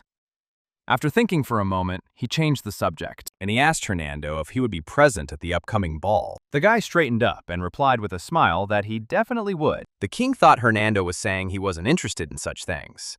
But human desires are fickle. Hernando is still interested in attending this event, and he hasn't danced in a long time. Meanwhile, Yuri had another grueling training session with Bernard. While the boy was catching his breath after one of the fights, he noticed something interesting. The maids working nearby often spied on them.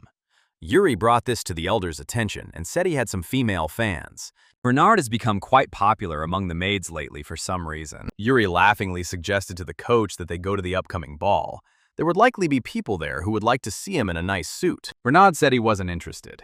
He was also interested in the aspect of the progenitor's method. As Yuri had said, this sword had no specific shape. Yuri actually recently made a similar statement. The sword's movement in this case is more like a stream. The method of mana control, which is also a form of swordsmanship, proves too complex for Bernard to master on his own. He needs to see Yuri in real combat to learn more about him. Incidentally, he's noticed that Yuri's skills have improved greatly recently. After these words, Yuri felt guilty for trying to erase the traces of the Briol method he learned in his past life, because in the end, it only increased his strength. Suddenly, Bernard told the boy that he should slow down a little in his studies because he was worried. It feels like Yuri is always in a hurry and demands too much of himself. Despite the fact that Yuri has already achieved a lot for his age, his body is not yet strong. Yuri smiled brightly and promised that he would sort it out, so the coach had nothing to worry about. He had already managed to rest from the previous round and suggested to the elder that they continue training. Yuri threw aside his wooden training sword, and he suggested the next round be played using their real swords. He needed to get stronger, so he needed to set his goals accordingly. Bernard didn't mind, so he also drew his sword and prepared for battle. Then Yuri offered him a bet. Bernard would go to the ball if the boy could hit him at least once. But Bernard refused. He said that he was not going to agree to these conditions because he would win anyway, and the prince never kept his promises. The boy became a little angry, and at that moment activated his inner core. He jumped up from his seat as if scalded and attacked the elder, to prove the coach wrong in his judgments of him. However, that day, Yuri never managed to hit him even once. A few days later, the day of the ball arrived. Guests began arriving at the palace in expensive carriages. In one of these sat a young, influential blonde man, and next to him was his younger sister, also fair-haired. The boy noticed that the girl truly couldn't take her eyes off the local beauty. It was the second prince of the empire, Georg Ivarn Granzine. And the girl who was looking out the window with admiration turned out to be none other than the same Katerina whom Yuri knew in his past life. She hadn't been in these parts for a very long time.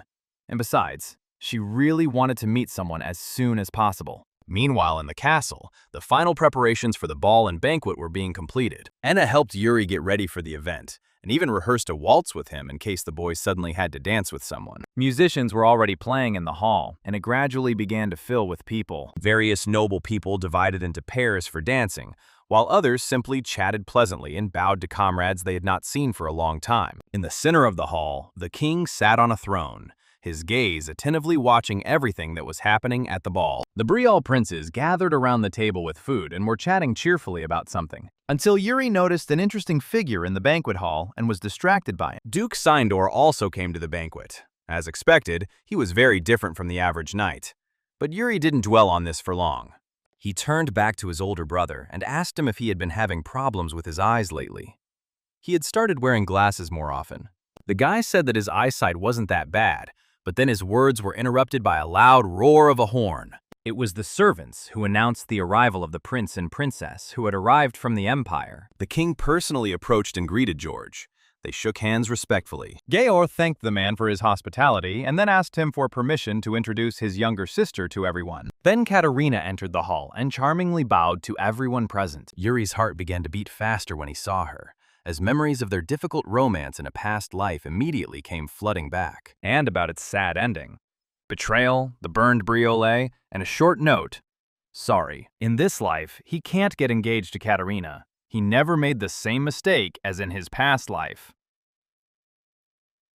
Therefore, when the girl entered the hall, he lowered his head and did not even look into her eyes, although she turned her gaze on him. Fortunately, her attention soon shifted to another Briol brother, and Yuri did not have to cross paths with her. Taking advantage of the opportunity, Yuri continued to stand in the corner and glance sideways at the others. As expected of his older brother Cedric, he treated everyone present with respect and was currently waltzing with a cute girl. Others gazed at him dreamily. Cedric's nobility and influence clearly indicated the makings of a good future king. Suddenly, Yuri felt that someone was looking at him intently, and when he turned around, his eyes met Katerina's. Yuri was very lucky that she did not come up to talk to him, since Katerina was distracted by the second prince, Briol. Yuri scolded himself for his display of weakness. He still had feelings for Katerina, even though he knew it would ultimately end badly. Then Ina suddenly approached him and distracted him from his bad thoughts. She smiled kindly and offered His Highness his favorite cookie. Yuri thanked her and praised her for her work, but Ina jokingly said that she didn't work as hard as the maids who cleaned up after the prince every day. Yuri snorted and took the plate of cookies from her, but he smiled and wished her luck with her work that evening. When she left, Yuri leaned his elbows on the table and raised his head to the ceiling. The boy sighed heavily. The ball had only just begun, and he was already tired. Then, unexpectedly, the second prince of the empire approached him. Georg Ivarn Granzian. A former commander on many battlefields, he was one of those who brought Briol to its decline. Yuri bowed to him and introduced himself. He had to control himself to keep the hostility lurking in his soul from showing. He shouldn't show hostility. Nothing has happened in this life yet, so he needs to keep a straight face. But the imperial prince's face showed no sign of friendliness. His green eyes suddenly seemed to glow, and the light around him slowly began to dim. Yuri suddenly felt again the same anxious feeling that had washed over him when he was in the training room with his father. It was as if long, glowing tentacles were reaching out to him from all sides, trying to grab him by the neck, tear his clothes, and hit him. The Prince of the Empire came closer and asked if he remembered correctly that the Prince of Briol would be 13 years old this year, but did not wait for an answer. He also suddenly turned away from the boy and said that Yuri was a magnificent talent.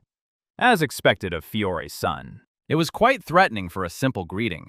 Yuri thought the prince was young, but even at his age, he was already very strong. Georg struck him as a rather frightening idiot. Both brother and sister were birds of a feather. Suddenly, something unexpected happened.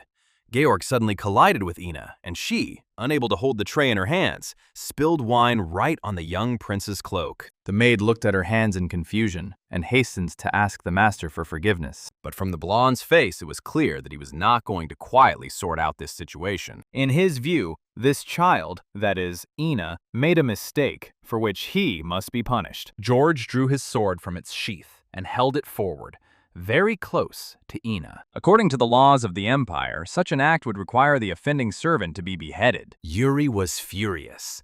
This bastard had deliberately started a fight with Ina so he could have a place to vent his negativity. Fortunately, the king intervened in this squabble and told the prince that if he wanted blood, he should shed it on his own land and not spoil the royal banquet. George put his sword back into its sheath with displeasure and asked for the public's attention. He said, pompously, that the Empire and Briol had always respected each other. Could it be that the king no longer had such intentions, since he was entering into disputes? The guy frowned and reminded Fior of what happened in Gatensch. When the king executed an imperial knight outside Briol's territory, the emperor always respected Fior and did not hold him accountable for his actions. Georg said that the same thing had just happened. This must be done to preserve the honor and dignity of both peoples. Yuri recalled that in the past, his father had indeed once executed one knight of the Empire of his own free will. Seeing how he remembered the past, Yuri realized that the honor of the imperial family depended on it. George drew his sword again. Because of the king's aforementioned mistake, he was no longer able to resist George. Stopping the prince now would be tantamount to challenging the Empire. But Yuri had a great responsibility. Duties and conditions, ideal and reality, justification and power. However, Briol does not neglect honor. Even after death, that's how he promised his ancestor to live. Therefore, he was obliged to intervene. Yuri immediately stepped forward and told His Highness that this was his subordinate. So her mistakes are the prince's too. So he's ready to take responsibility. And while that might not be enough, he's still a prince. So the boy politely asked the boy to forgive the girl for her mistake. He was a sinner in his past life, but this life is his punishment, and he is ready to answer for his words. In exchange for Ina's death, the third prince offered the eldest to fight him, since it was so important for him to defend his honor. But in response, the second prince of the empire only laughed loudly, and then his face changed just as abruptly, and he looked at the boy with an unfriendly smile. Georg asked if he could address the prince simply as Yuri. The boy allowed him. The boy said that since the third prince had made a good proposal, he would accept it. He asked if the king would object. The man sighed heavily and said that they could do whatever they wanted. In a normal situation, Georg himself would have taken part in this duel, but for the sake of the dignity of the imperial family, he will appoint another contender for Yuri. He would send the youngest knight suitable for Yuri's age, and he would duel him. Yuri thanked him. At this point, the prince ended the conversation and left Yuri alone. The boy himself then approached the still frightened Ina and sat down next to her. He took her hand and told her it was all over, and she could breathe a sigh of relief. He suggested she go and rest. The girl burst into tears, grabbed the young prince's hand, and thanked him for his kindness. But she couldn't just shift the blame onto Yuri. He told her there was nothing to worry about. Everything had already been decided. He asked the other maids to take Ina to her room. And soon after that, he himself left the ballroom. He was already quite tired of this evening. Yuri left the hall and walked down the dark corridor to his room. However, Cedric ambushed him there. He stopped him and asked what the younger man had been thinking when he offered the imperial prince a duel. Yuri approached him and said that he simply could not stand and watch Anna die. The elder's gaze suddenly softened. He said that Yuri was truly incorrigible and patted him on the head. The boy bowed his head and smiled contentedly. It was a pleasure to hear the praise. He hadn't received that from his older brother in so long. Cedric asked his brother if he could help him. At first, it might seem like choosing an opponent for the boy was a gesture of goodwill. But it wasn't. If the skills of both opponents are on the same level, then even if something happens, Yuri may have problems. Cedric said that they didn't need to talk about it. He would make sure that everything went well. But Yuri asked him not to.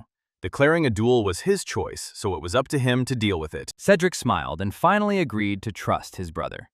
He poked him on the cheek and said he believed in him. The situation with George did get a little tense at the ball, but Cedric will calm him down and sort everything out. So, Yuri can go and rest easy. Yuri thanked him, and he thought to himself that in his past life, if they hadn't been captured by the Empire, his brother would have ruled their kingdom with dignity. What would their nation be like then?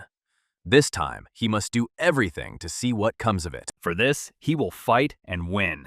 And it doesn't matter who his opponent is. The promised duel was organized and decided to take place right the next morning. The two opponents took their places in the arena and prepared for the fight. While a little further away, the palace guests sat, playing the role of the audience. Hernando sat next to the king and shared that he would never have thought that the young prince would take part in such a duel. Sir Saint noticed that the prince's rival was very calm and confident in his abilities. He is a knight who wields a sword with great skill, as expected of a knight of the Empire. Saint wasn't sure whether Yuri could handle such an opponent, but Hernando wasn't worried at all. Yuri himself was in an elevated state of mind and with sparkling eyes awaited the start of the battle. Great Mage.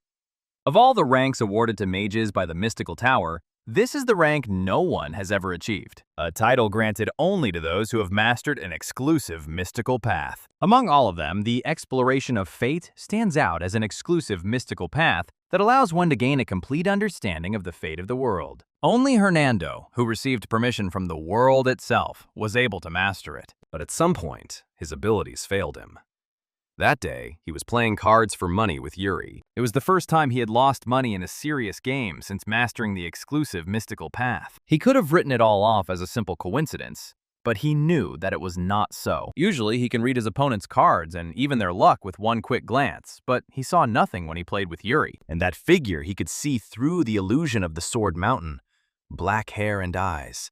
The symbol of the royal family of Briol. That haughty look definitely belonged to the third prince. He swung his sword, refusing to give up, even as his entire body bled. And in the end, the illusion ended with him collapsing to the ground, filled with despair. That was in this timeline. The situation, which Hernando had considered a simple misunderstanding, became extremely suspicious for him. However, when the prince acted strangely during their last patrol, Hernando used the fate investigation on him, and everything was confirmed. From his research, Hernando concluded that Yuri had no destiny for some reason. That's why he wasn't the least bit worried about this boy. because he was building his own destiny with his own hands. Yuri quickly prepared for the fight and told Georg that he was ready to begin the duel. He had already warmed up sufficiently. The Imperial Knight then also agreed that the battle could begin. He was ready. The king, sitting at the head of the arena, announced the beginning of their duel. The boys took a defensive position, waited a few seconds, and then Fior solemnly announced the start. Yuri was the first to jump from his seat and ran at high speed towards his opponent. And with his very first blow, he managed to hit his opponent. Yuri scratched his cheek with the blade of his sword. The Imperial Knight apparently greatly underestimated his opponent, as he did not manage to seriously engage in the battle from the very beginning. At first, he only had to try to keep up with Yuri and reflect his swift blows. But over time, he managed to catch the right pace and catch up with the third Prince of Briol in strength. The king watched the battle closely and asked Hernando what his prediction would be for this duel. The guy honestly admitted that he couldn't be absolutely sure about this. The king sighed, and for some reason asked Hernando if it was true that the boy had come to Briol by chance. Hernando said that was true, and then answered the man's next question and said that his time to go had not yet come. The king valued him highly enough, so this news came as a relief. He wished the mage had stayed with them longer. And then he latched on to Hernando's very first answer again. He asked if he could take the sorcerer's prediction to mean that nothing special would happen. Hernando answered a question with a question and asked His Majesty's opinion. Which of the two opponents looked stronger? Fiore looked at his son's opponent, whose aura was terrifying even from a distance, and whose gaze was bold and threatening. The king told Hernando without a shadow of a doubt that his opponent was stronger than his son. Hernando didn't answer him. His first visit to Briol was truly by chance. Because the most powerful man on the continent, capable of influencing the fate of the world, was here. However, the sword couldn't be removed. So he decided there was no longer any reason to stay here. Hernando confessed to the king that at one time he had indeed thought about leaving the castle. At that moment, the Knight of the Empire rushed at Yuri, swinging his sword. But there was no worry or fear on the boy's face. A confident smile adorned it. Hernando confessed to the king that Yuri and his incredible abilities were currently one of the main reasons why he still remained in the castle. At that moment, Yuri decided that he had enough of testing the waters in battle with his opponent, and could finally show what he was truly capable of. The guy suddenly became many times faster, and with all his might struck the blade of his sword straight at the Empire Knight's neck. The enemy held his breath. The annoying thought that he had lost, that he was a corpse, had already flashed through his mind. The astonished audience gaped in shock. Even Prince George and his younger sister. Only Hernando was not surprised like the others, but only smiled contentedly. Surprisingly, even at such tremendous speed, Yuri demonstrated an amazing level of weapon control and stopped his sword just centimeters from the knight's face. The crowd rejoiced. What a performance the young prince had given them! Yuri Briol had won the duel. Hernando jumped joyfully from his chair. Fate had brought him to this kingdom, and here he met someone who defied his destiny. From life to death and back again. Even Prince George applauded Yuri Briol, admiring the young prince's skills. The young master's sword changed the fate of both George, his representative, and the maid. Every step he takes always defies fate. Yuri Briol is unconquerable. Someone who lives in defiance of the world's fate. Hernando clapped his hands and shouted from his seat to the boy that it was simply amazing. At that moment, the magician thought that he really wanted to see with his own eyes how Yuri would change the fate of this world. Time is such a tricky thing. It never stands still. Before they could blink, 5 whole years had passed since that duel. The young maid ran down the corridor of Briol Castle, very worried about something. She had made a mistake. The girl tried to escape and correct her mistake before she was caught, but it was too late. Someone blocked her path. She was new, so she didn't know the rules of the palace and the people in it very well. But from the black hair of the guy who blocked her path, she realized that he belonged to the Briol family. The young man looked at her sternly and asked what she was doing here. The girl tried to pull herself together and calm down. She needed to answer as she'd been taught. But first, she needed to figure out which Briol was standing in front of her. The other maids taught her that if she saw a man with a dull face, it was definitely His Majesty. If the guy has a warm smile, he's the crown prince. If the guy has sly eyes and soft steps, he's definitely the second prince. Looking at the young man's rough face, she confidently concluded that it was indeed the second prince in front of her. The brunette was angry at this strange list. So, is he now on all the maids' list of people to avoid? He got really angry and promised that he would teach them all a lesson so that they wouldn't spread any rumors about him. But that wasn't the end of the list. There was a third prince, one who always carried a sword and had a confident expression.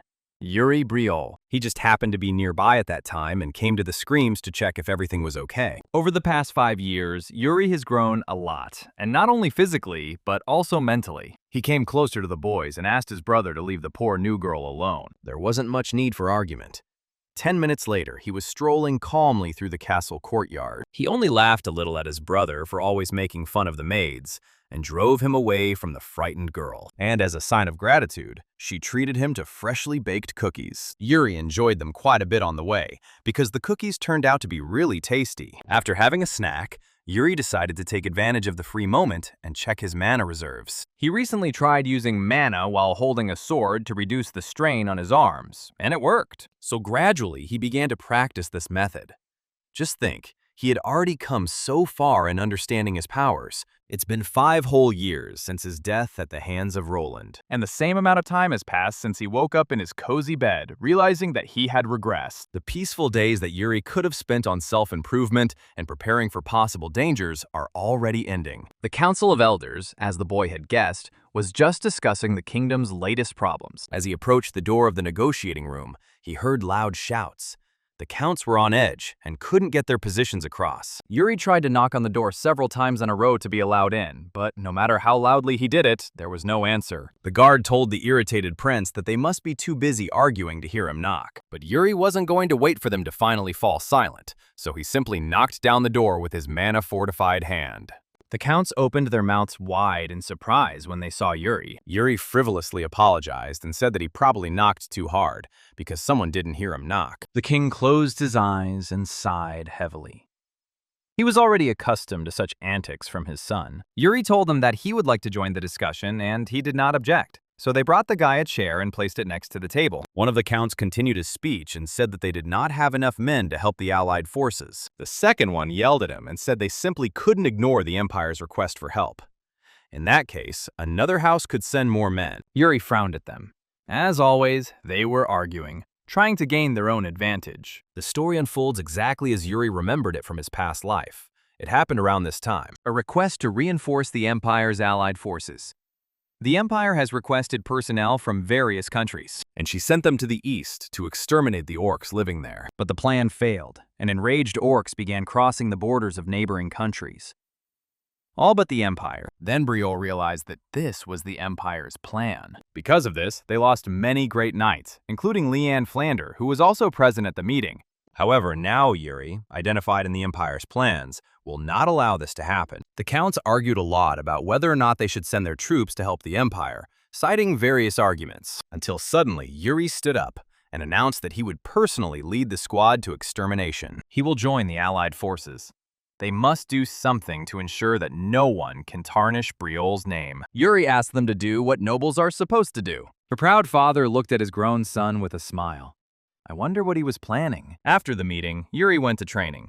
He still sparred regularly with Bernard. But today, his older brother unexpectedly decided to drop in on him during training. He asked him if the boy was really planning to join the Allied forces. Yuri replied that he was. Then his brother asked him why.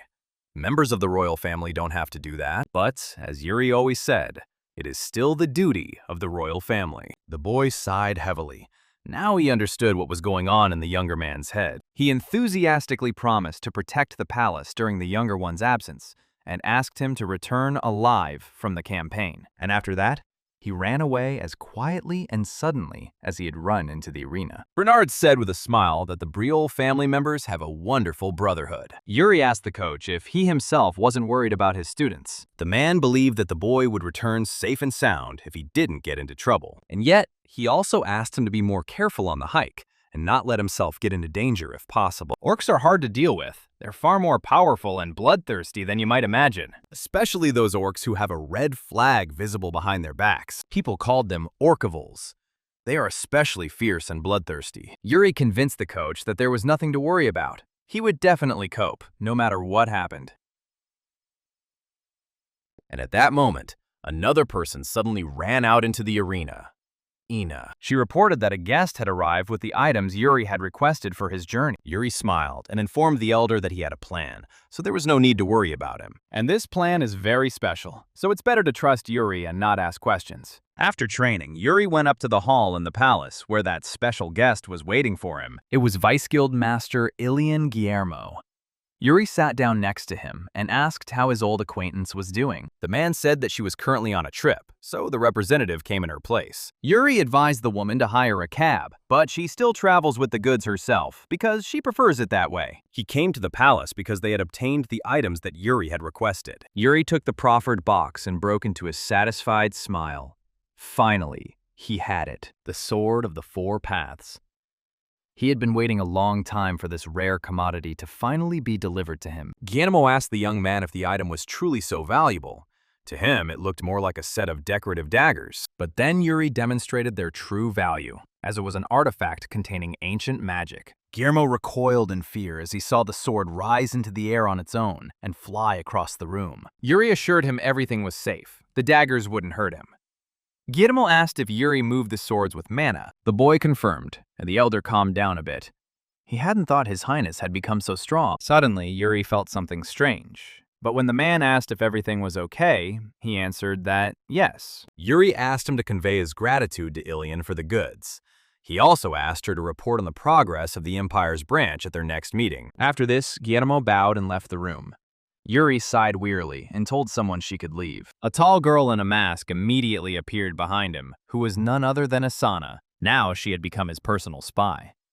Yuri asked her what was going on with Goryo. The girl said that, in accordance with the guy's orders, she gave him a warning. She left a note on the headboard of his bed while he was sleeping that read, "Don't contact us." Yuri praised her for her good work. That swindler still tries to get his hands on Ilian's money every chance he gets. The girl, like everyone else in the palace, learned that the prince was joining the allied forces. She warned him to be careful. Yuri closed his eyes. The girl was telling him this as if it didn't concern her. Asana smiled and took the hint. She jokingly said that the prince couldn't leave her alone and didn't want to leave her. But whatever she had to do, it was better than her previous life.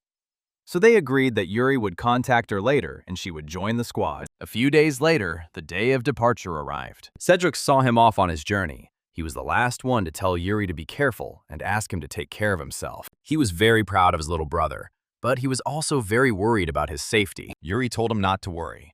He was, after all, invincible. So this expedition would elevate Briol's reputation to the skies. And he asked his brother to at least take a little break from studying and take care of his eyes, because he was already constantly wearing glasses. Cedric gave his little brother a final hug and sincerely wished him luck in battle. Yuri promised to return. Soon the servant blew his horn, attracting the attention of everyone gathered in the main courtyard. The king majestically announced the beginning of the departure ceremony. The third prince of Briol, the commander of the upcoming journey, ascended the platform to him. When he approached his father asked him if the boy was nervous. But Yuri confidently replied that he wasn't at all. The father nodded approvingly and asked his son to look behind him. Before him stood a huge detachment of soldiers, which at first glance seemed to have no end. Father said that all the soldiers that Yuri sees are precious lives that lie on his shoulders. Not everyone will be able to return home alive, but Yuri will try to ensure that they are not doomed to a miserable death as in the past. And so inopportunely, at such a crucial moment, Yuri was again overcome by that same murderous, anxious feeling. The world around him went dark.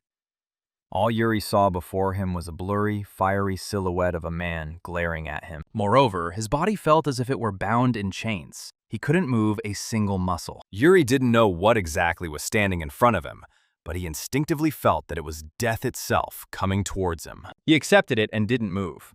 If he tried to avoid her, he would die anyway. Does this mean there's no way to avoid it? This deadly aura will attack and leave no chance? No, Yuri felt the power and realized that things weren't so one-sided. And at that moment, Yuri was finally able to move. He charged his body with mana and drew his sharp sword from its sheath. Suddenly, the fog around him cleared, and he saw his father in front of him, who suddenly tried to attack him. But Yuri deftly managed to block the blow. The father smiled contentedly and laughed. His son had done well. This was instead of parting words from his father. He was testing his son's reaction time. The father put the sword back and said that he couldn't tell him anything more motivating. let him come back alive. Yuri thanked him and then stepped forward in front of his knights and promised, as the third prince of Briol, to lead them bravely. He hopes that they will believe in him and support him in everything, and he will definitely reciprocate. And then they will be able to defeat everyone, because they are the great army of Briol. Meanwhile, in the dungeon at the other end of the kingdom, In a cold, dark dungeon, a huge, terrifying orc was imprisoned. Sir Sindor looked at him carefully and thought that finally, after 5 years, he would be able to see the third prince again. Yuri's detachment set out early in the morning, and by evening they had covered a considerable distance. At sunset, the warriors decided to make a short rest stop. Yuri consulted with his comrade about where they were now, and he said that they were already at the entrance to Samedor. If they walk a little further, they will reach the border town of Samedora. After this, they will pass through Gid and head to the assembly point in Balshad. Yuri was pleased with this. They were making fairly rapid progress. In the middle of Yuri and Raymond's conversation, the prince was suddenly called by an unfamiliar voice. Although maybe not completely unfamiliar. Yuri knows him. He just heard him a long time ago, even in a past life. It was Roland Flandre, the very man who had killed him in his past life, the Margrave's eldest son. But instead of the unpleasant meeting the boy expected, something else happened.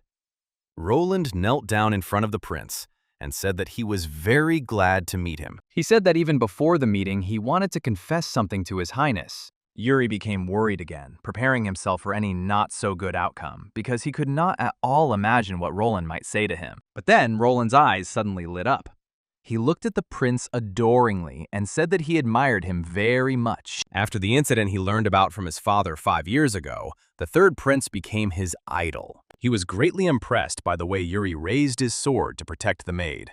He was a living example of a true knight incarnate. Yuri patted the guy on the shoulder and said that he also knew something about Roland from his father, so he wouldn't mind getting along. Roland returned happily to his horse, and Raymond said that it was time for them to move on further. Before leaving, he told Yuri that Duke Sindor wasn't known for being the kindest or most hospitable man, so his unfriendliness shouldn't be taken to heart. When the sun had almost set below the horizon, they reached the estate of Count Sindor. And what was the surprise of Yuri and his squad when they saw that a team of knights was meeting them at the entrance? And there was also a huge welcoming banner on the gate. Yuri chuckled and said the reception was quite warm, so he was pleased. Roland's jaw nearly dropped. He'd never seen anything like it. Margrave Sindor Heim Theodore himself came out with his knights to greet the third prince. He wanted to show respect to someone who, at such a young age, was already going to fight on the front lines. Sir Sindor asked the boy if he had ever fought orcs before. The guy would like to proudly answer that he has a similar experience. But in reality, not only had he never fought them, he'd never even seen one in person. He'd only read about them in books. Sir Sindor wasn't surprised. Most of the soldiers in their company had never fought orcs, so he took it upon himself to at least train them all. Yuri dismounted from his horse and walked closer to Margrave Sindor. The man asked the prince's permission to give him something as a gift, since it was such an occasion. He led Yuri and his squad to his dungeon, which was located under the castle. The servant took a key from his pocket and turned it in the heavy, strong lock. Sir Sindor walked in front, holding a torch in his hand, and all the others followed him. The man pointed straight ahead and said that His Highness's gift was in this room. Yuri and the closest members of his squad, together with the Margrave, went inside the chamber. Suddenly, he took and slammed the door behind the Knights of Briol. Yuri frowned and asked the Margrave what he was doing with them. The man smiled slyly and told them not to be so surprised. He was acting in their best interests. They walked deeper into the dungeon, and the man slowly lit the floor lanterns around the perimeter. Only then did the squad finally notice that in the far part of the room, there was a cage in which a real orc was imprisoned. Heim explained that he needed to study his species to survive. Everything from their minor habits to their instincts. Yuri asked if this was the gift Sir Heim had told him about. He confirmed. Considering that a battle with them lay ahead, a more valuable gift couldn't be imagined. The boy was convinced that the Margrave was even crazier than he thought. But, on the other hand, he was even pleased with the opportunity. Yuri noticed that one of his warriors was standing next to him, who was trembling with fear. The prince asked his name, and he replied that he was Simon Reshu, the son of Baron Wolf. Then, Yuri asked him to answer honestly what was on his mind right now. Simon thought he shouldn't have gone that far. To mock an orc like that was too much, even for a prisoner of war. Yuri understood perfectly well why the boy was thinking that way.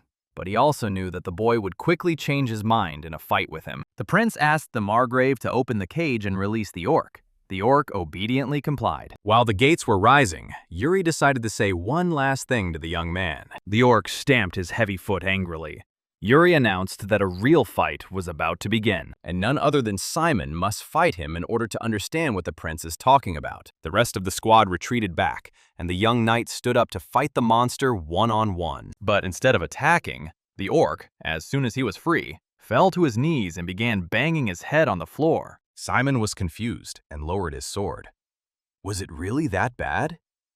He turned to Yuri and said that, as he thought, it was simply absurd to fight a prisoner who had lost the will to fight. But his conclusions were hasty, because as soon as he turned his back to the monster, he was immediately knocked out with a strong blow to the head. The orc dented the boy's iron helmet so hard that Simon's ears began ringing. After that, the evil monster grabbed the boy and, holding him close, squeezed his throat.